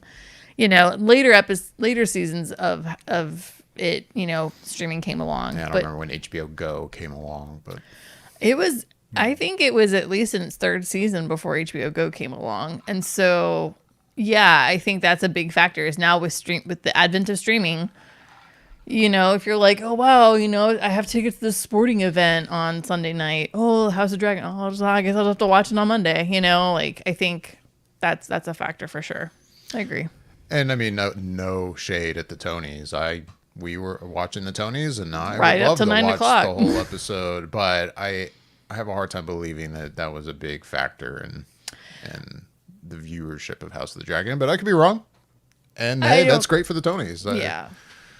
I think it's great that people are watching the Tonys. Like but- I said, like I find it fascinating that basically the 21, 22, 23, 24 Tonys each year, the viewership has gone up of it. And Right. I think that's excellent. Do I think that a large portion of people that watch House of Dragon were giving up House of Dragon for the Tonys? I mean, I think I said that. I think I said that night. I'm like, Tonys, you picked the wrong night to have your show, or Yeah, they whatever, should have done it however like this the played week. out, They but- should have done it like the week before or the week after. They just didn't. Tonys. Ugh. I mean, and you say, when we say that, I feel like most award shows are usually on a Sunday night or a Monday night. So maybe they should have done it on a Monday night. Yeah. Anyways, Well, No. before we run too much out of time, since we still have another show to talk about, I know one thing, Bobby. You off air, you hinted at something you wanted to discuss about this show, and I've been curious ever since. Well, what is it? Yeah, so I think it was I don't know if it was the same night, but I know that definitely within the time frame of during the week when I had a chance to start looking at some of the reactions out there to the episode and what they were thinking, something that I didn't even think twice about within the episode seemed to be a point of contention that was popping up in different reactions and podcasts that I was listening to. So it all centers around the boy that gets killed in the Okay. episode. So one thing happens when Damon hires these two guys or to go after them or go after Eamon to kill him. One of the guys, Cheese, I think it is, he says, "Well, what happens if we can't find him?" And Damon doesn't say anything. He kind of gives a look, but then it goes to the next scene. Right. So the point of contention seems to be whether or not they messed up and just killed somebody that they just thought they could be able to kill because it would be fine, or if Damon may have told them off camera, well, if you can't find Eamon, then kill whoever is the next in line or one of the other boys that you can find. And so there is a lot of people who believe that they messed up. And I think that seemed to be the predominant theory that I saw out there, that they just messed up and they didn't think about who they were killing, and they didn't kill Eamon. They didn't follow instructions. And then there's maybe less people who think that Damon probably told them just to kill one of them, even if you couldn't find Eamon. So I'm very curious as to where you guys fell on that when you were watching the episode. I, Who I'll go real quick. So Okay. I think when I was watching the episode, I guess I was kind of going, okay, well, they are clearly trying to find the correct person, but obviously it wasn't panning out. And it seemed to me like they very quickly were like, okay, plan B. They didn't say that, but that kind of seemed like what was kind of happening because they quickly went to a completely different room.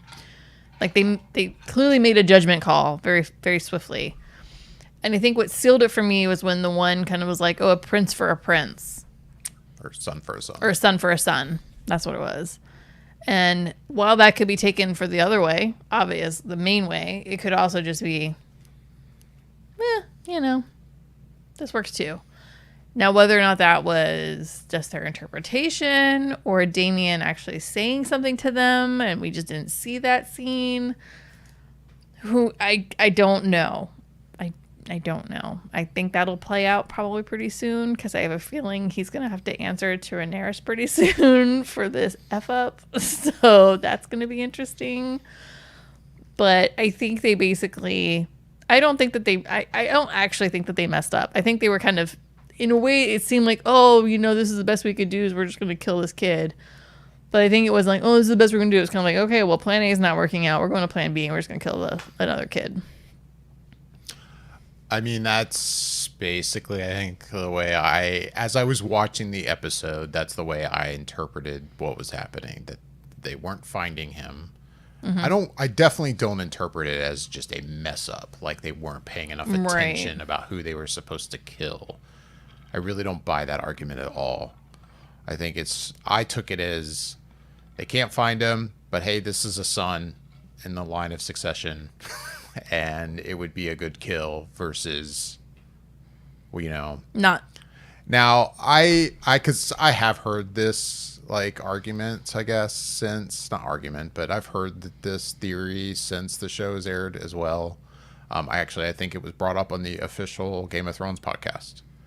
I know they brought it up that I think they were saying they believe that, he said something to them off camera right after that shot. And I've been curious now to at least, I would happily rewatch the whole episode, but I'm definitely I'm curious to rewatch that scene in particular to see, like, is there a look there that insinuates that there's something he's going to say, but then we cut away from it. And I could see that, but I haven't rewatched it, and I don't know. Because my first thought is, if that is the case, I don't know if the show did a good enough job of kind of hinting at that, because I didn't think about that at all when I watched it the first time. Maybe I was daydreaming for a second or something. I don't know. But it definitely didn't cross my mind as I was watching the episode that he was going to give them an alternative plan. But that would make sense based on the way they react to, like, the two children in the room, because, like, at first, like, he's holding the queen, and Blood is like, hey, like, he said a son for a son, like, what are you doing? And then he has to point to the kids, but as soon as he sees the kids, he definitely seems to be like, oh, okay, perfect. And again, my read as I was watching it was that they were just like, well, this'll do. But I could definitely see that he did say something to them off camera, but I'm curious to rewatch the scene to see if that kind of is hinted at more than I realized as I watched it the first time, if that makes sense. Yeah. I think I'm just waiting for the next episode because that Daemon and Rhaenyra are going to have a huge, absolutely, huge fight. Like, she's going to be like, what were you clearly weren't thinking. Like, there was obviously no thought. What were you doing? Thanks, man. Like, right. So I'm looking forward to watching them argue about this situation. And I'm genuinely curious as to the fallout that's going to happen at House Green. Like, I'm genuinely curious to see how everyone's going to react. And I'm like, and not even just as big as like seeing how Aegon is going to react to his son being murdered. And I mean, I have a theory already about, I can't think of her name, Hightower, the now Dowager Queen, played by Olivia Cook. I already kind of Alicent. I already kind of think I know. I think I already kind of know how Alicent's going to react. But there's a part of me I'm like, wow, like the mother, the queen, Helena. I think she, she's already kind of like loopy and mystical and weird in her own little way. I'm like, how much is she going to regress into herself, like, because of this? How much PTSD is she gonna come out of after hearing her child being unalived? Like, that's not gonna go well for her. And the fallout from this will be I'm like foaming at the mouth. Like, I want to know. You mentioned the greens, and we have the blacks, and it made me think about, like, how this show is being marketed this season about Team Black versus Team Green, right? Right. And thanks New York City. We've only seen one episode so far, but there's no doubt they're kind of like, marketing this show in this way of like, which team are you on, Team Black or Team Green? And I was watching this and I was thinking about this right afterwards, and I was like, is there anybody who's Team Green? Like, is the show in any way to you guys, other than the fact that obviously someone on Team Black may have ordered two guys to kill a very innocent young child, which is terrible. Right. But I don't know. To me, the show doesn't really like give me much reason to be Team Green. I'm curious to see as the season plays out how much that changes. And I think that's the great thing about this show, is that there is a lot of nuance, and I could very easily go, oh wow, no, maybe I am Team Green. But like, Right. as it stands right now, and I go into the season, I'm like, of course I'm Team Black. Is there a choice? Like, Right. and I'm wondering, am I crazy, or do you guys like get what I'm saying, or agree with me at all, or I don't know. Am I making sense?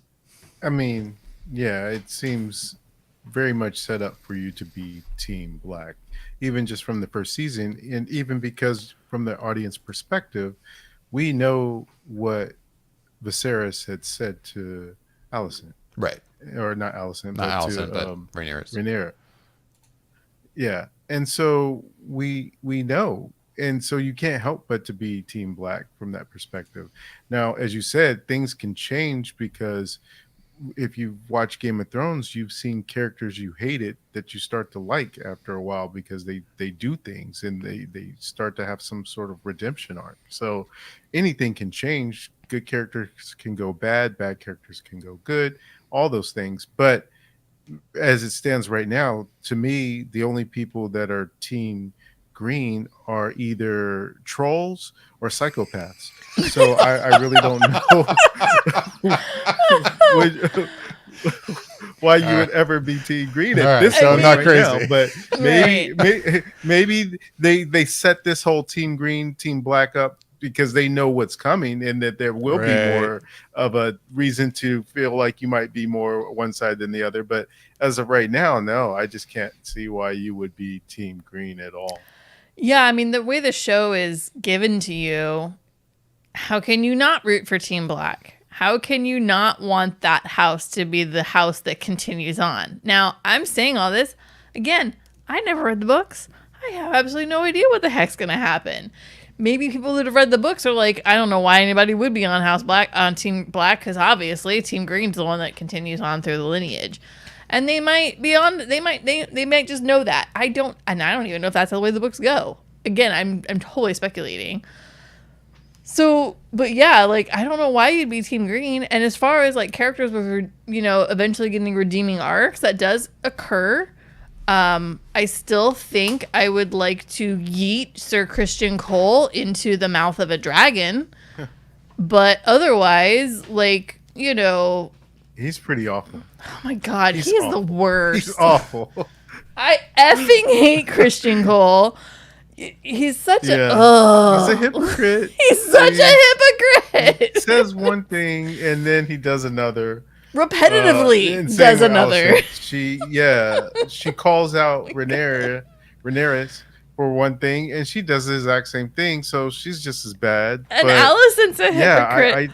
But at the same time, though, Yeah, Allison, Allison, though, like, I think she's a character that she has a nice depth for her character, and I think her arc is going to be continuously changing all the time, just due to I see that. her being a mother, her being the head of the house, her basically being, at some point Otto ain't going to live that much longer. That man's getting old.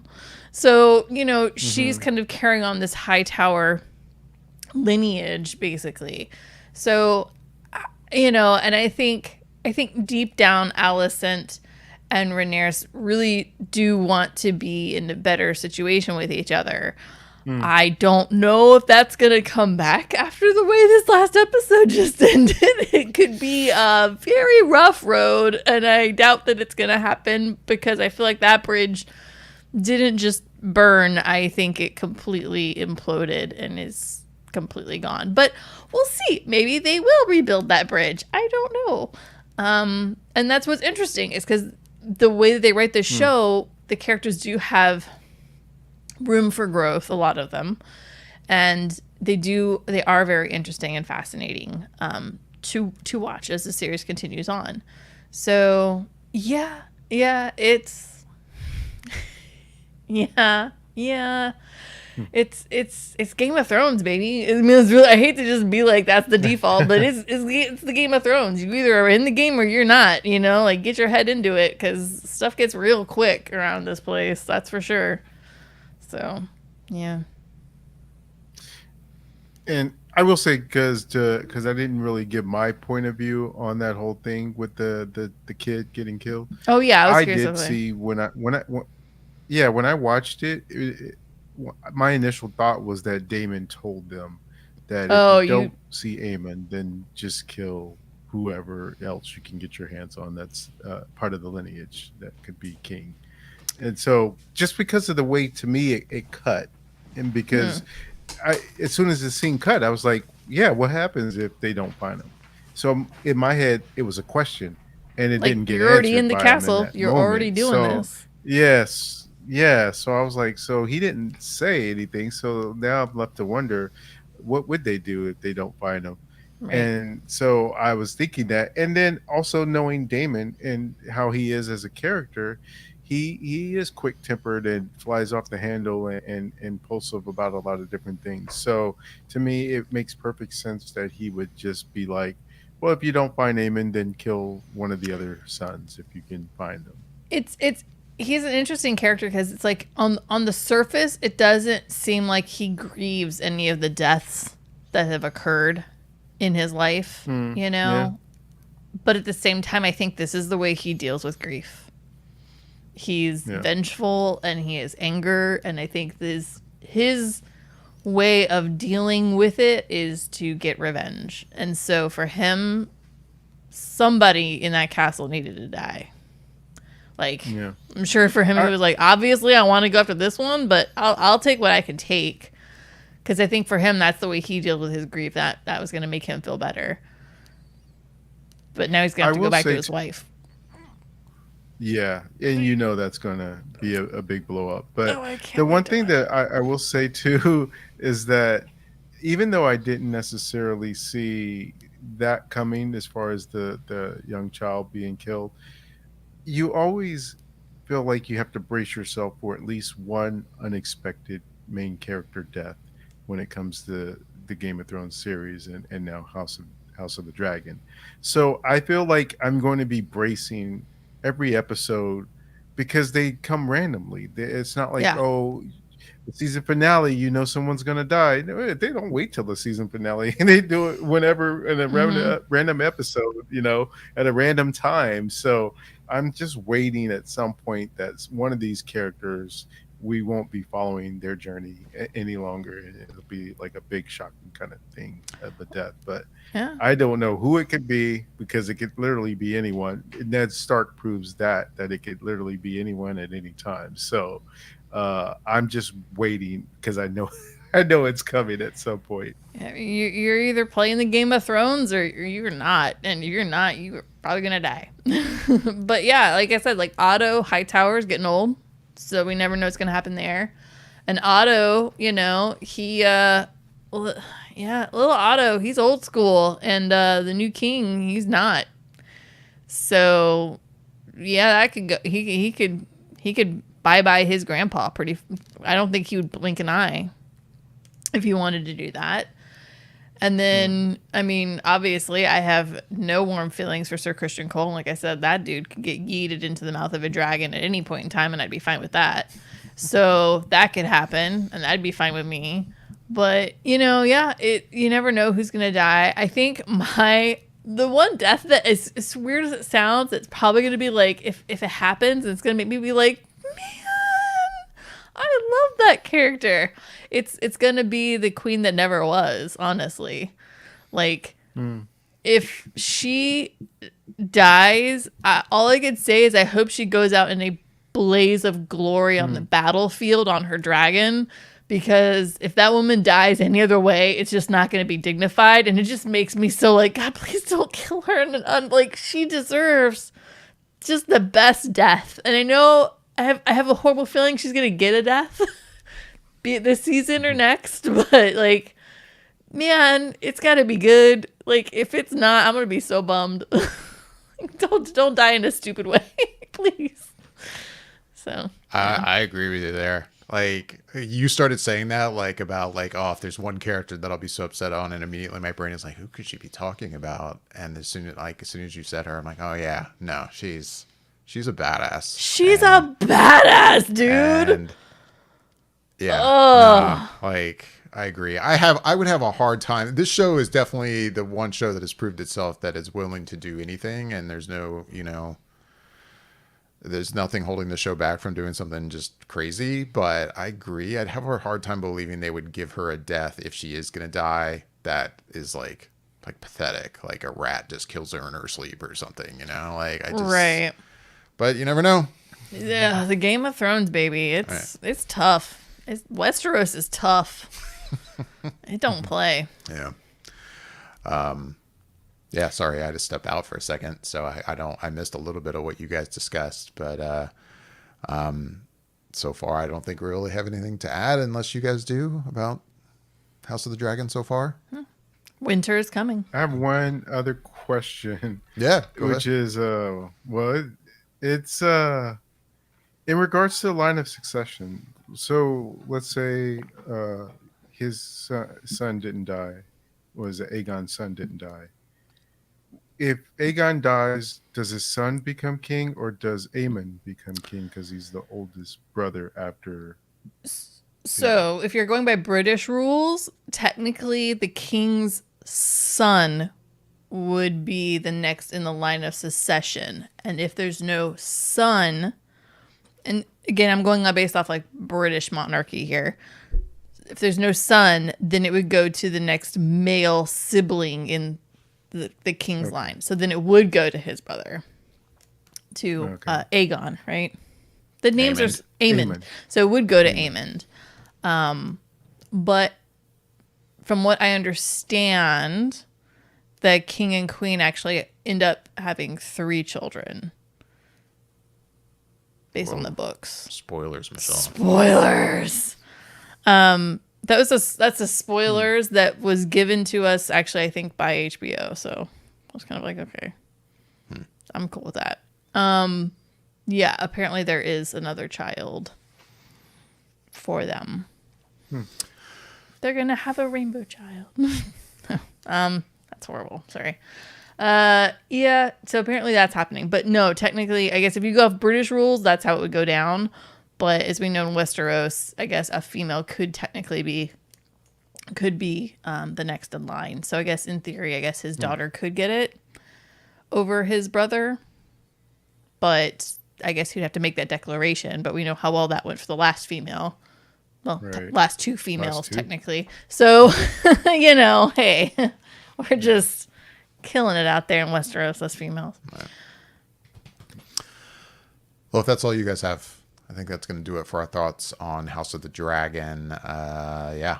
It's an 8-episode season. I know it's shorter this season than it was last season. But at least we only got 1 episode so far, so we have plenty to look forward to. 7 more to go. And shows be loving the 8-episode thing. That's a thing. I know. Yeah, I remember at least when they're full length. Yeah, at least they're full length, fleshed out episodes. Amen. Amen. Yeah. What a Thank good transition, Bobby, to our next show. You need to go from a fully fleshed out, in depth show that takes its time and really weaves a story to The Acolyte. Acolyte. So The Acolyte, we've talked about it the past couple episodes here on Flicker Effect, and let's keep going with it. Episode 4 dropped last night, and episode 4 of 8, as we love. And this show has, as we've discussed in the past, maybe this is your first time here, but if you weren't aware, it has got people talking, and it's got people divided, and people throwing things at each other. And as Bobby and I discussed on the last episode, I think we both agreed I know I was saying how there's been things about this show that has made me as a Star Wars fan question if I want to be around these other fans. And It's been tough. And it's gotten even since then. It's not even since then, but before episode 4 aired, there's been things like out there that have just made me go, don't lump me in with the rest of you, because there's been stuff that's like, yes, Star Wars fans are unanimously standing against Disney now because of this show it's finally united Star Wars fans, and I'm like, you guys, no, stop. Like, and that I saw some of that, and that was just making me so like angry. And it's been an interesting ride. But episode 4 aired last night. I'd love to chat with you guys about it. And I guess as we talked about earlier, I guess I'll go first on this one. Should we explain that, like, so far you've been good with Acolyte. You and Bobby seem to be pretty happy with it. So far I've been I'll speak for myself first. I've been pretty happy with the show. I mean, Bobby and I definitely aired concerns we had last week, and I mean, as we've already insinuated very quickly right now, like that we're still getting very short episodes that could be developed a lot more than they're being, and it's frustrating that we're getting a show still that's like these 30 to 40 minute episodes that feel like there should be more and there's not. But beyond that, overall, I have been enjoying it. And Bobby, I think you're basically in the same boat. Am I right? Mm-hmm. Yeah, I would say so. Definitely been feeling pretty solid in terms of what we've gotten so far. In terms of the first few episodes, I just felt like, okay, this was something that I wanted to see. They're taking a different take. They're doing something that isn't akin to what we've been seeing before. It's away from the Skywalkers. It's a different era. There's more of a mystery to this kind of way this show is set up, and this is just unfamiliar territory. And so for me, it was kind of like, oh, okay. It still felt like Star Wars to me too, because we're getting all these different aliens, and obviously there's Jedi. So to me, I was like, all right, yeah, we're on board. And I do have issues with the show, but overall, I was still feeling like, okay, this is solid. So let's see how it goes as the rest of the season develops.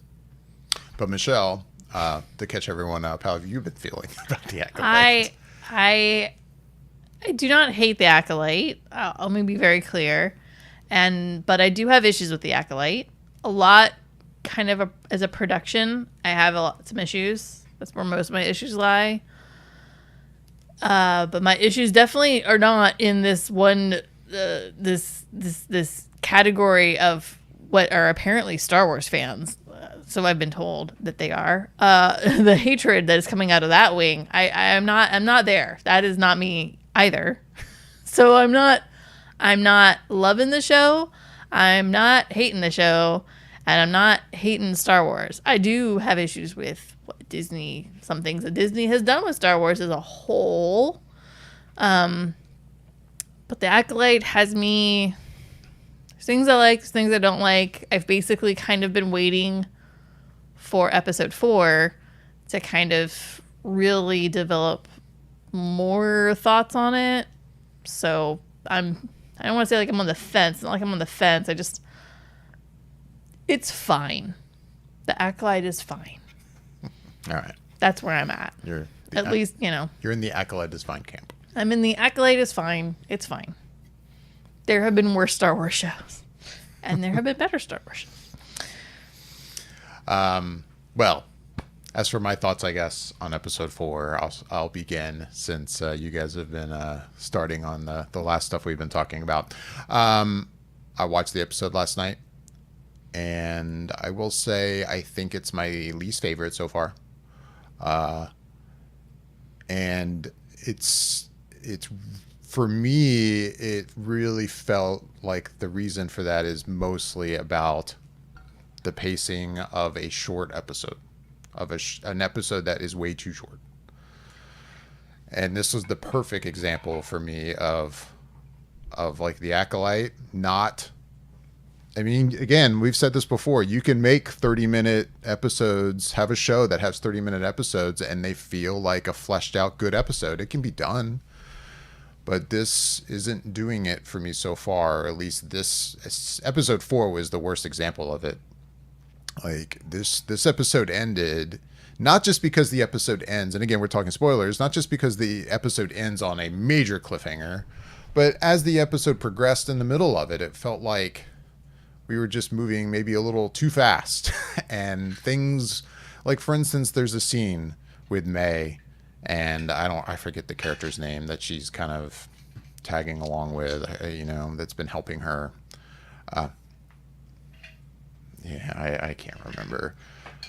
I'll probably pull it up here in a second and remember. But Chimere or Chimere. Yeah, I guess it is Chimere. And like very quickly she goes from, all right, I'm going to find this Jedi and kill him. And like, then there's a scene of her kind of questioning what's going on. And then boom, she's changed her mind. And then it's the scene where she like suddenly like catches him in a trap, and like she's decided, hey, I'm not going to kill Jedi anymore because my sister's alive, and why am I doing this? And there was nothing about that character development there. There was no character development there for me. It was just like, boom, she's changed her mind, and I'm just like, what? like there could have been some more there for me, and that was just a perfect example of a lot of that in the show. And then, the show ends on a major cliffhanger, and it's one thing to have shows end on cliffhangers. I'm all for that. But it's just like, it was a little too much for me. Like, no, like the show should not have ended here. Like, what are we doing? Like, this really felt like half one of a hour-long episode, and you decided to split it into two. I know that's not how this probably played out, but that's how it felt. And it really bugged me. And it was exciting, the end of the episode. I'm like, all right, here's the guy, and let's do this. And then, boom, it's over. And I'm like, are you effing kidding me right now? Like, this is over? I mean, and what happens to, and again, forgive me for being terrible on character names today on our show, but the Wookiee Jedi, I mean, I get in terms of the way the story plays out, like why we didn't see him killed on screen. It was an off-screen event, but still, it was like we see a shot of him slashed across the chest, and I'm like, are you kidding me? like, man, I wanted to see this guy in action. Like, I mean, I get that we might get some flashbacks. I know that we might see more of him in some way, shape, or form, but now technically he's dead, and I'm like, oh man. Like, you guys keep killing the Jedi. Like, I get that he was kind of on the lip. Yeah, like, I was really bummed about that. And like, overall though, there was beats and things about the story I was cool with and enjoyed. I mean, like at times, even though this show wasn't filmed on the volume, or at least it wasn't filmed on the volume for the most part, I keep hearing separate things on that, but you got these nice big wide shots on the planet that they're on, and that's kind of nice to see. And you've got this character that they're using as like I don't know what that creature is that they're using as a tracker. That's the word I was trying to think of. And I mean, he was cool. I'm fine with that. Another little interesting Star Wars character. Is his name Benji? I don't remember. Was it? That's something like that. Basil. Is it Basil? Basil. There you go. All right. Yeah. And that's fine. Like, I like that character. That was cool. But overall, I was just like, man, this just kind of moved along way too fast. And like, what are we doing here? Basically everything Bobby and I said last week on the episode of like, what Lucasfilm, what are we doing here? Like, what? Overall, you have like the makings of a good story here. Why are we making it into what feels like it's not totally like a kid's show? I guess that's not fair to put it that way, but there could be more, and it bums me out. And there's could be a lot more meat. But there's interesting things as well. And there is an appearance of a Jedi in this episode that immediately I was like, wait a second, what is he doing here?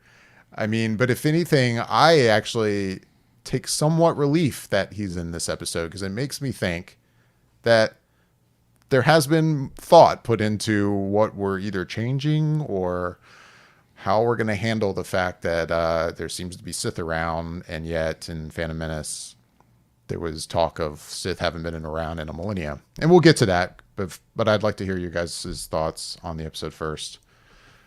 Okay. That's my thoughts. Yeah, I mean, I would say I'd echo pretty much everything you said. One of my bigger takeaways from the episode was just how lavish the sets were in terms of shooting on location for some of that stuff where they were on the planet. And I thought that was really nice just to have that kind of aspect of the show, showing that okay, some this money is going somewhere. They're doing some things with it, and even some of the different conversations that were going on, I found interesting, and like seeing with one part with I think her name is Jackie or something like that, with her and Osha, and talking about how she didn't feel like she was a true Jedi, and that you're not defined by some. I can't. I'll mess it up, but she was saying something along the lines of you're not defined by the mistakes you made, but how you're able to keep going after it, or something to that effect.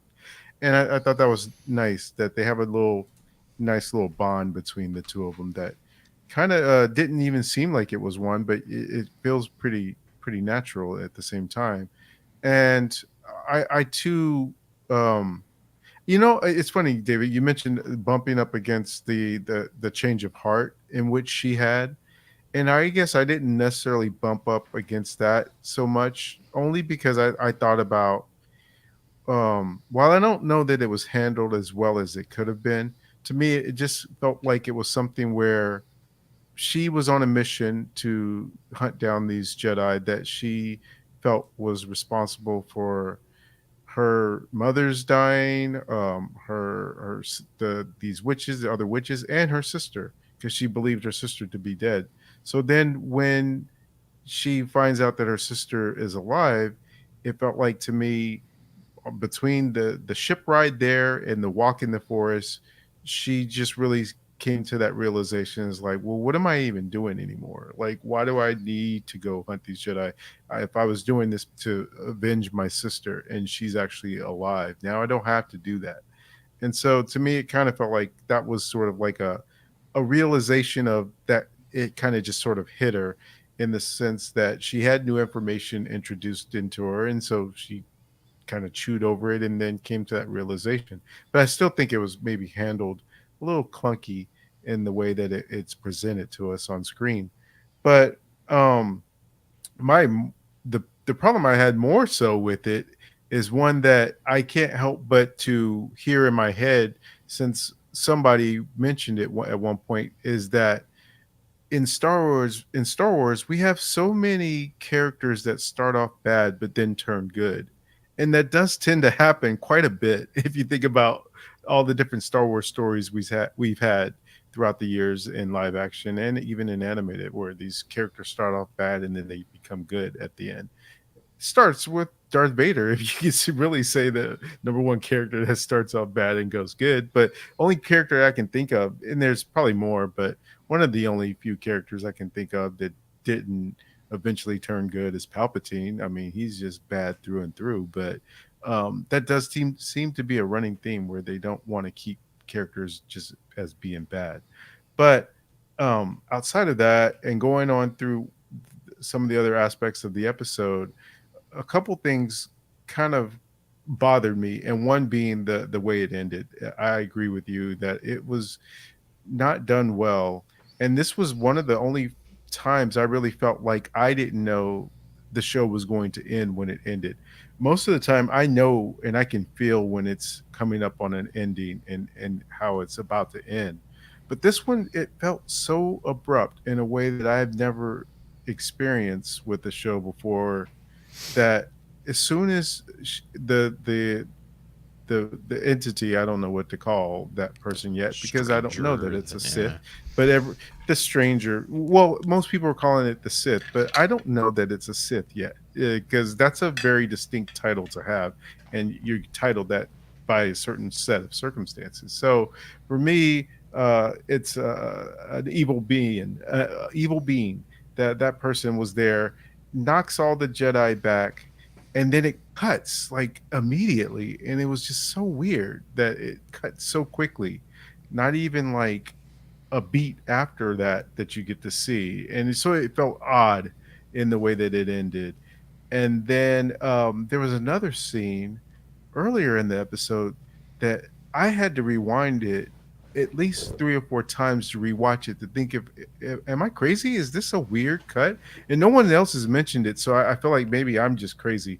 But when they first arrive on the planet, Jackie is talking to one of the local alien characters, and she asked him a question, and he's like roaring his answer, but in the middle of his roar it just cuts the scene to I think it's Osha and uh Yodel, I forget the other guy's name, um but to those two characters, and I was like, that is an odd cut, because it was like right in the middle of the voice, and the voice cuts out completely and it switches, and I was like, it, is that supposed to be that way? Am I just like imagining that that's the way it's supposed to be, and I'm the one going and tripping off of it? But I still thought it was a weird cut, and there was just elements within the episode that it just felt very lackluster in this episode, where there's a few interesting things,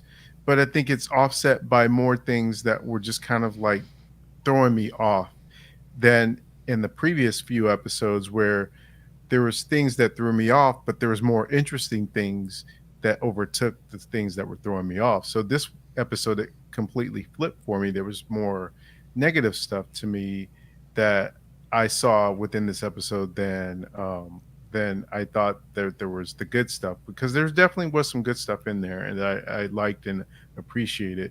And I was like, I wish we had more of that in a longer episode to explore some of these things. But no, because of the runtime and being so short, we don't get a lot of that. So I pretty much, like I said, felt the same way about you, or I felt the same way you did about this episode, in terms of, not really feeling it in terms of comparing it to the other episodes. This would be my least favorite of the bunch that we've gotten so far.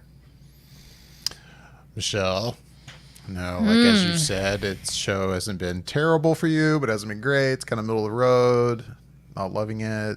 I mean, I think you should note, like, even last night, you seemed kind of like, do I want to watch it or not? Like, that's kind of where you've been with the show. But with that in mind, what did you think of episode 4? You did eventually watch it, so what did you think? Yeah. So, yeah, I mean, even last night, I was kind of like, I don't feel pressed to watch the show. Like, I would say of the 4 episodes, I think the 3rd episode was the strongest. That's not saying a lot, but You're going to flip a lot of people out. I know. Again, do not throw me in the camp of the Star Wars fanboys that are hating on Star Wars right now, because that's not the camp I'm in. So while I'm not enjoying the show as much, I'm not in that camp. I think those guys are psychos.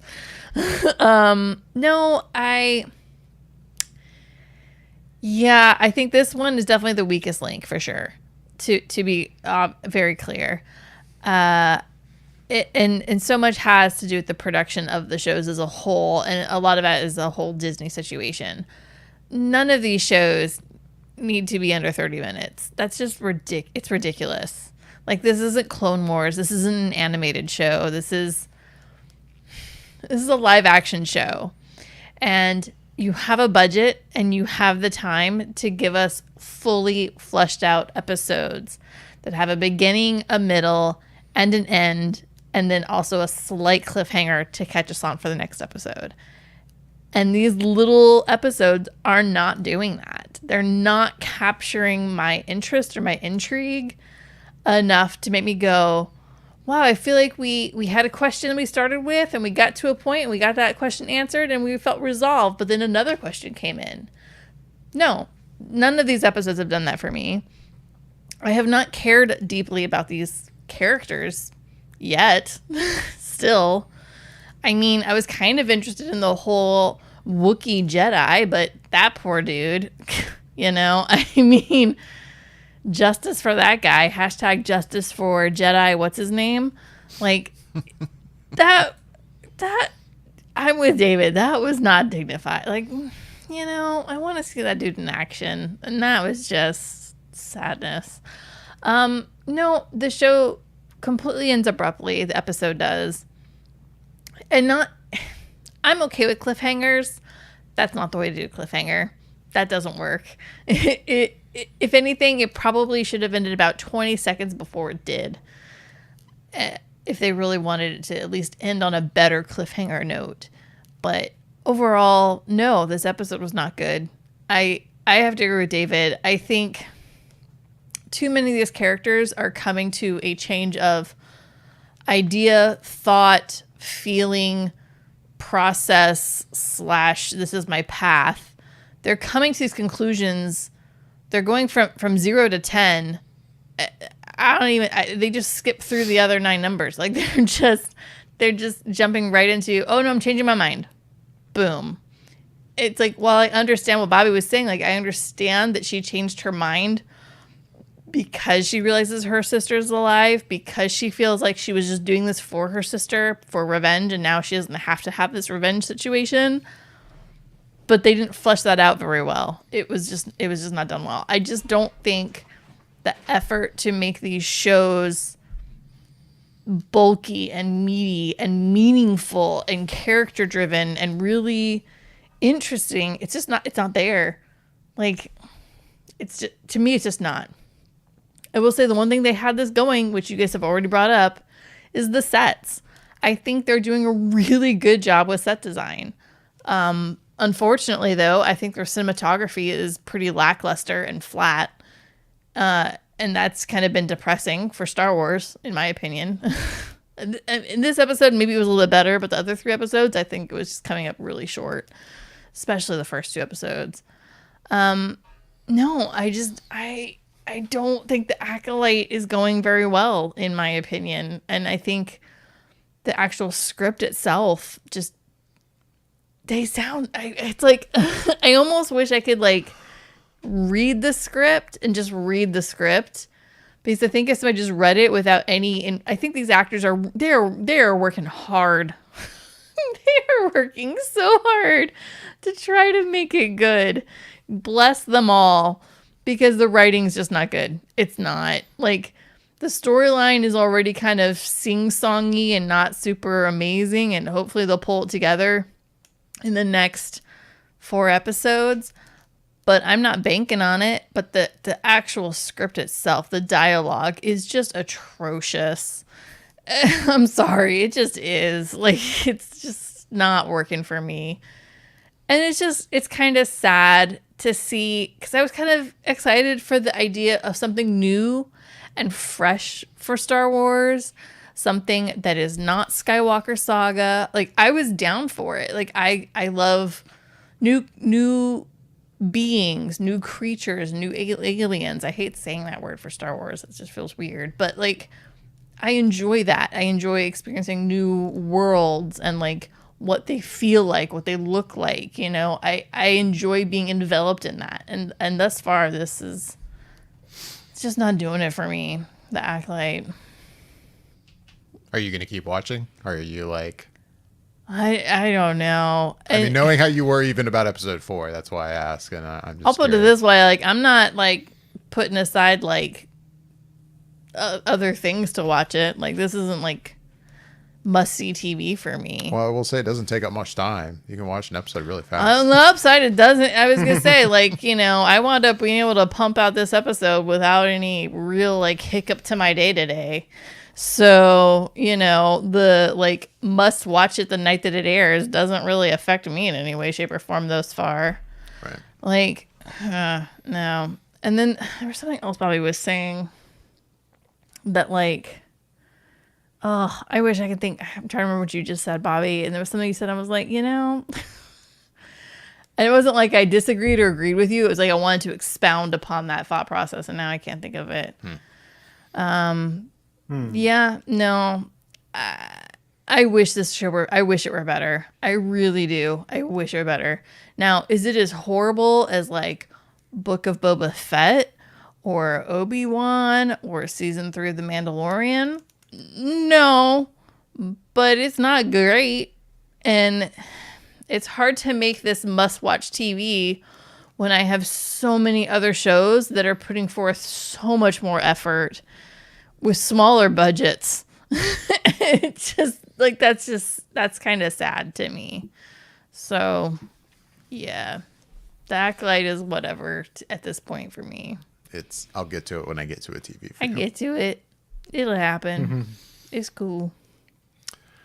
Yeah, I wish you could remember what it was Bobby was saying that you wanted to expound upon. But Yeah, it'll come to me later as soon as we get off the air. yeah, as soon as we go. As soon as we go, I'll be like, oh yeah. So the Jedi. So the Jedi, what about him? There was a Jedi that showed up that you got excited for. I wouldn't say I got excited for. I was Okay, I'm confused sorry. by in a lot of ways. I mean, before when we were talking about the trailers for the show, before the show even aired, and I mean, it wasn't just us. A lot of fans were going, "Wait, so how's the show going to work?" Like a certain Jedi in Phantom Menace at the Jedi Council talks about how I don't know the exact line, but he says like that's impossible. The Sith have been extinct for over a millennia. And then that Jedi appears in this episode. And Iki Mundi, I think is how you say his name. In Phantom Menace, he's got this tall, long kind of head. And in Phantom Menace, his like a cone head kind of thing. kind of like a cone head, yeah. And Okay. and in Phantom Menace, all of his facial hair is gray, but in this, he definitely looks a little younger. He's got like a brown kind of goatee-ish kind of beard thing. No gray hair yet, really. And at first I was like, wait, is that him? Or is that just like the same race? And I didn't notice it during the credits because I wasn't looking for it. But indeed, the credits of the show confirm it is him. So he's 500 years old? I mean, it's a race that I guess lives long. I don't know how old he is. I mean, this is 100 years before Phantom Menace. So, Okay, well. he could be maybe 150, 200 years old. Who knows? By the time Phantom Menace rolls around, I mean. But anyway, so he shows up, and that's an interesting choice. And I find it interesting because, I was definitely one of those people going, I'm skeptical about how this show is going to pull off what apparently are Sith. And I say that because, I mean, I believe the showrunner has said in interviews, she definitely talks about wanting to tell a story about Sith. Like, she talks about Sith, like, I mean, because we have no confirmation, Bobby, like you said, that in this show, like, for example, that this stranger character, or whatever he is a Sith.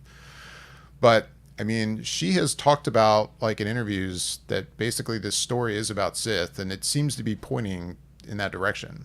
And it's like, well, how's this going to make sense with the Phantom Menace if indeed the Jedi seem to think that the Sith haven't been around for a very, very long time, but then we're going to pop back 100 years and apparently there's like a group of Jedi like we see in this episode fighting a guy with a red lightsaber. You'd think the Disney research people would be like, whoa, whoa, whoa, whoa, whoa. Let's try to keep this in canon, guys. But for the showrunner and the writers to specifically choose that Jedi to be in this episode, it makes me think that there's going to be some way that they explain that. Like I mean, to me, it would be one thing to just kind of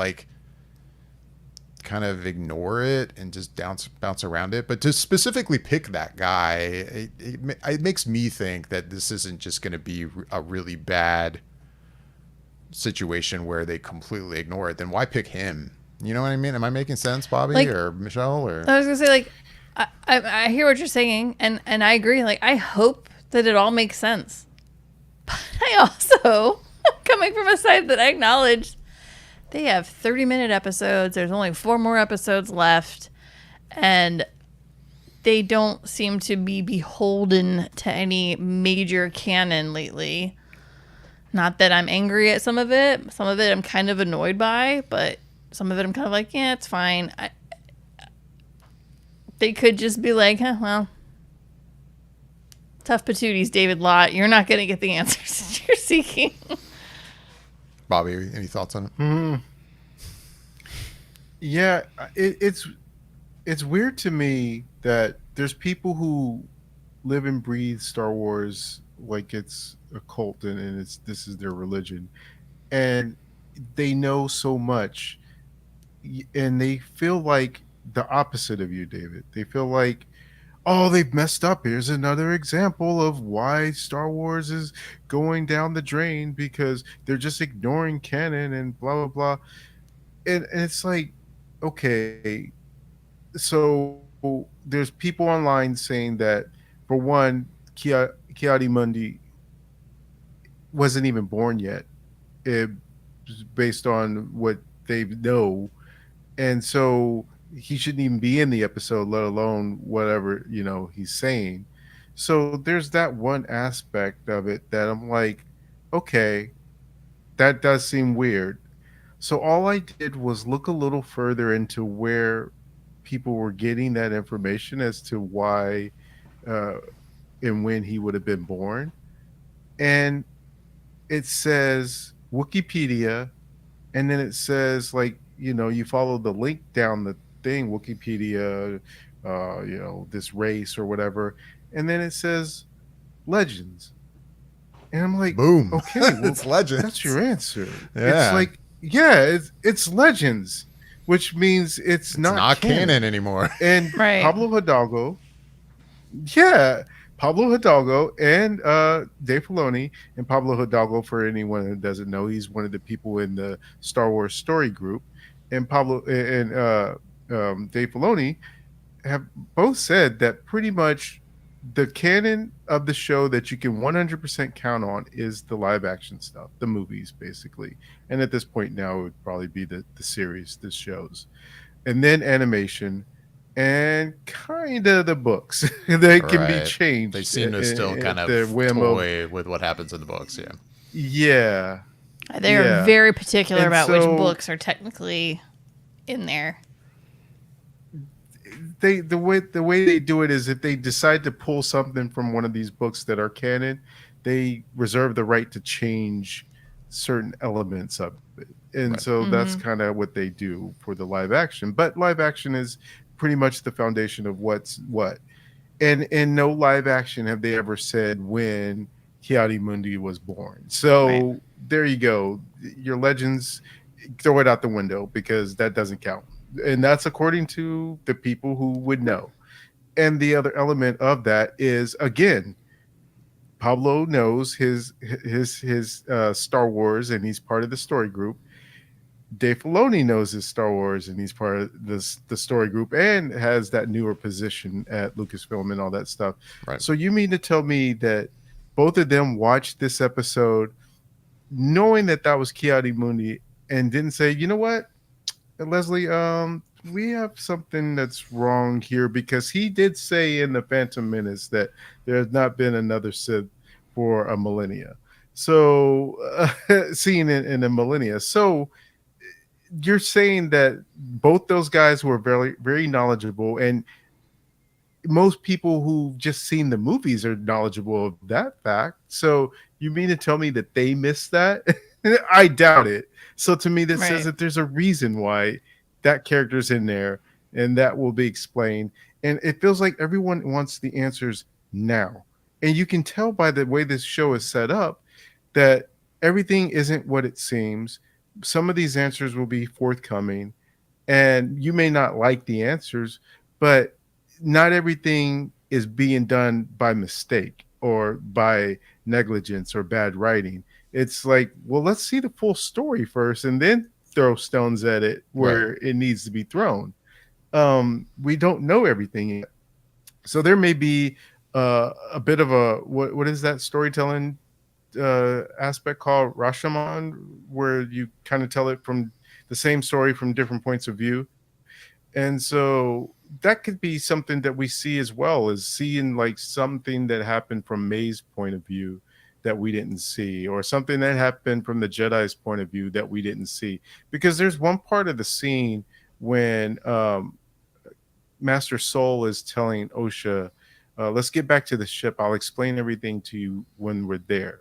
Yeah. So there's clearly something that's not being said and told that we don't know as the audience yet. But that's done by design, because it's supposed to be something of a mystery, like a true detective, in a sense of where these things unfold as the story goes and the episodes go. So to me, there's reasonings behind things, but everyone is so quick to just find a reason to hate, Mm-hmm. and to latch onto it and be like, "Oh, see, I'm telling you, this is why," and it's like, just chill for a minute.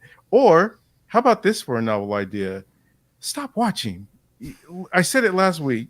You clearly don't like it. Just Right. disappear it from your mind, treat it as non-canon, and just go about your life. Right.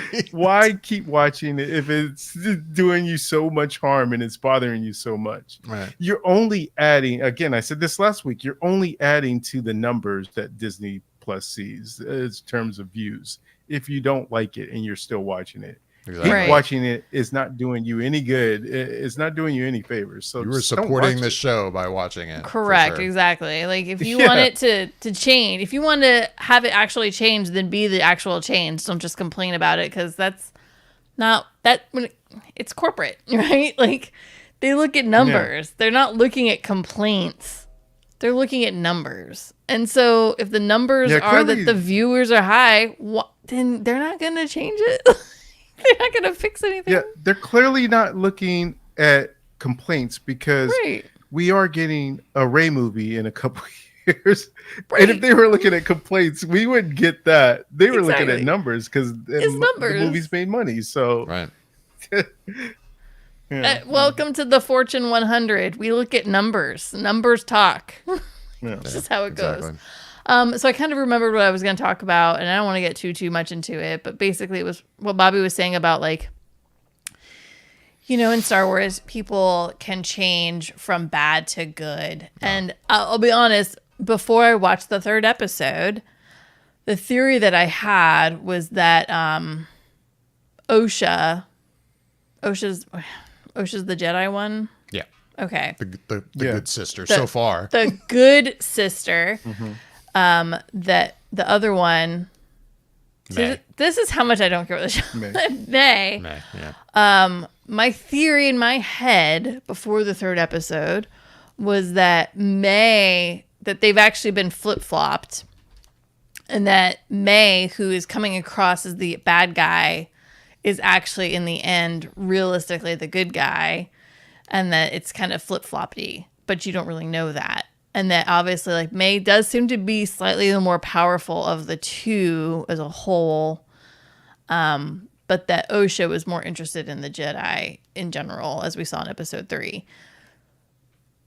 And honestly, it could still flip at this point. Like, Osha could flip to the darker side, and then May could flip to the lighter side. I don't know what the catalyst could be for that. Or maybe what it is like Osha winds up dying, and then May winds up flipping to the good side because Osha was killed by, you know, this mentor, this stranger that she has, you know. So I don't know. I kind of feel like I felt like that was kind of an obvious character story arc from the beginning, is that they could easily flip flop, you know, light and dark, dark and light, and good and bad and whatnot. And yeah, if anything, I'm kind of curious to see exactly how they're going to play that out. I think that's kind of what has me continued watching at this point, is I want to see if my assumptions on this are going to play out. So you're saying you think there's a possibility they've already like swapped at some point, or that they will in the future? My theory before the third episode was that they had swapped at some point. Already. They had already swapped. Yeah. Okay. That was the theory that I was going on before the third episode. And then the third episode happened, and now I'm not too sure. It could be that they switched still. I don't know. And that's what has me And you continuing mean like to a watch. literal swap between the two like of the them? names. Like May the is one Osha was and Osha is May. right. kind of Like thing. the one watched the one die and went, well, I'm going to take her name from now on, and I'm going to pretend to be her. And then that's what actually happened. I guess the only reason I wouldn't, based on what we know so far, I don't think that's the case, is based on the fact that Osha went with the Jedi, and Right. Again, the third May- episode kind of May threw didn't want to. the third episode kind of threw that into a loophole. But you never know. Like, she could have been like, she could have just pretended to be the other twin. right. Because like Bobby was just saying, like, it does seem like there's still more information that we haven't been told about that whole situation going down. Right. So that's what I'm saying. Like, I feel like it's sad that's why I want to be like, am I right? Am I wrong? That's I why would say I'm watching the shows to find out if I'm correct. I or would give not. my prediction that I don't think that's the case, but it would be if that were the case, it would make the fact that they used two different child actresses for the twins interesting. If indeed at some point they like swapped, since those are two different kids and it was kind of obvious who was who, but anyway, I don't disagree. Oh, I'm not trying to poo poo on your idea. I'm just talking it out. Like, yeah. I don't disagree. I don't saying, know. It's an interesting idea. But I also could see them just changing sides because of, Yeah. the goodness in the world. I was going to say, like, in the idea Universe. that, like, I definitely don't believe that like May in this episode is now just like, okay, I'm giving this up, even though that's kind of the conversation she has with Chimere at one point. Yeah, I think she's playing a long game there. But at the same time, if she were from here on out to kind of still be sticking to that line of, no, I don't want to follow this master anymore, then it would seem to me that Osha would then, for whatever reason that we haven't seen yet, obviously, might then become this, an acolyte to this master. Because the show's called The Acolyte. I can't believe that May is just like already in episode 4 gone, well, I'm not going to be an acolyte anymore. And then we don't have an acolyte for 4 more episodes. Like, right. That doesn't really make a lot of sense to me, but right. What do I know? Right. They're either going to switch because, like, I think basically, who's the one that's the acolyte currently? May. So, like, May dies. And Osha gets really enraged by it, and then she becomes the acolyte, right? So that could happen.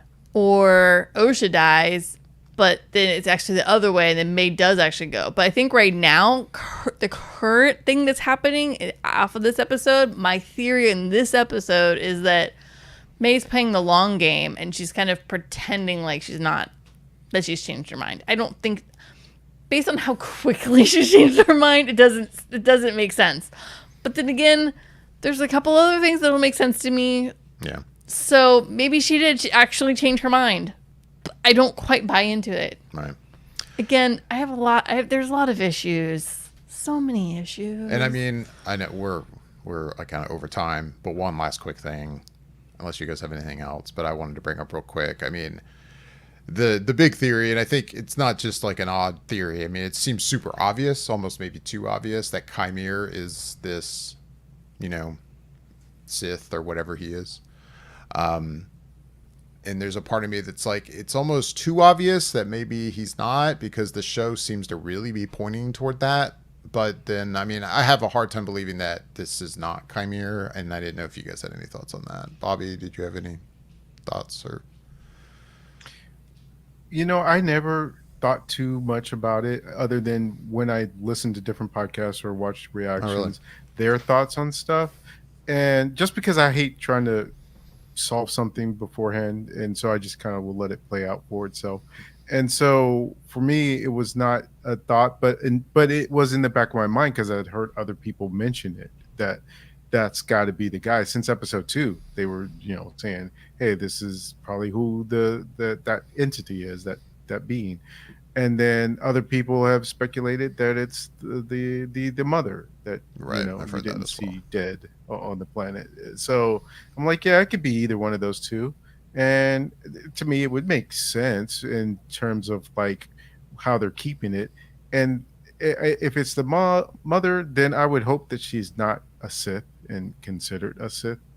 If it's that guy, Chimere, then I would hope that maybe it's something else going on there in terms of him being a Sith, and that there could be, he has a master, and then it's like, well, he's trying to recruit her to overthrow his master, same way that Darth Vader tried to recruit Luke to overthrow the Emperor so that they could be the two. And so it could be something similar to that as well if it is him. But yeah, I didn't have any of my own thoughts other than sometimes seeing what other people were saying and be like, okay, I could see how that could be either one of those two scenarios. Michelle, any thoughts on that? Or? I guess I hadn't really thought about it.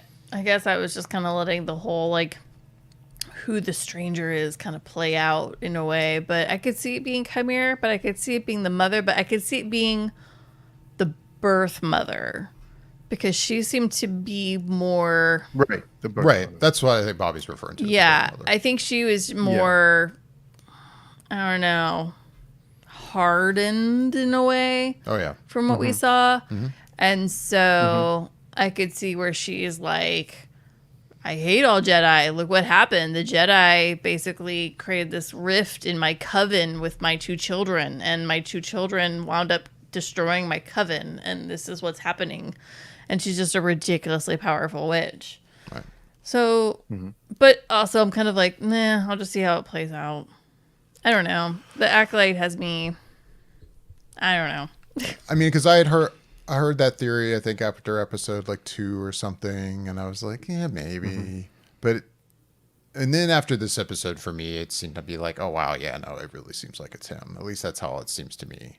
Like even just the size of him, like when he when he appears and is standing next to Osha, and I'm like, his stature and everything just looks like He's just putting on an act that he can't get out of this little like ankle thing dangling in Right. the yeah, tree. like, and that's the other thing too. He seems to be going out of his way when he's Chimera, like he's like kind of fumbling around at times and really putting on a show, right. like for May and such. That it seems to me that that's the case. I've heard the theories too about the one mother possibly being in. I don't really buy into that. I mean, anything's possible, but for some reason that just doesn't. I really don't think that's the case.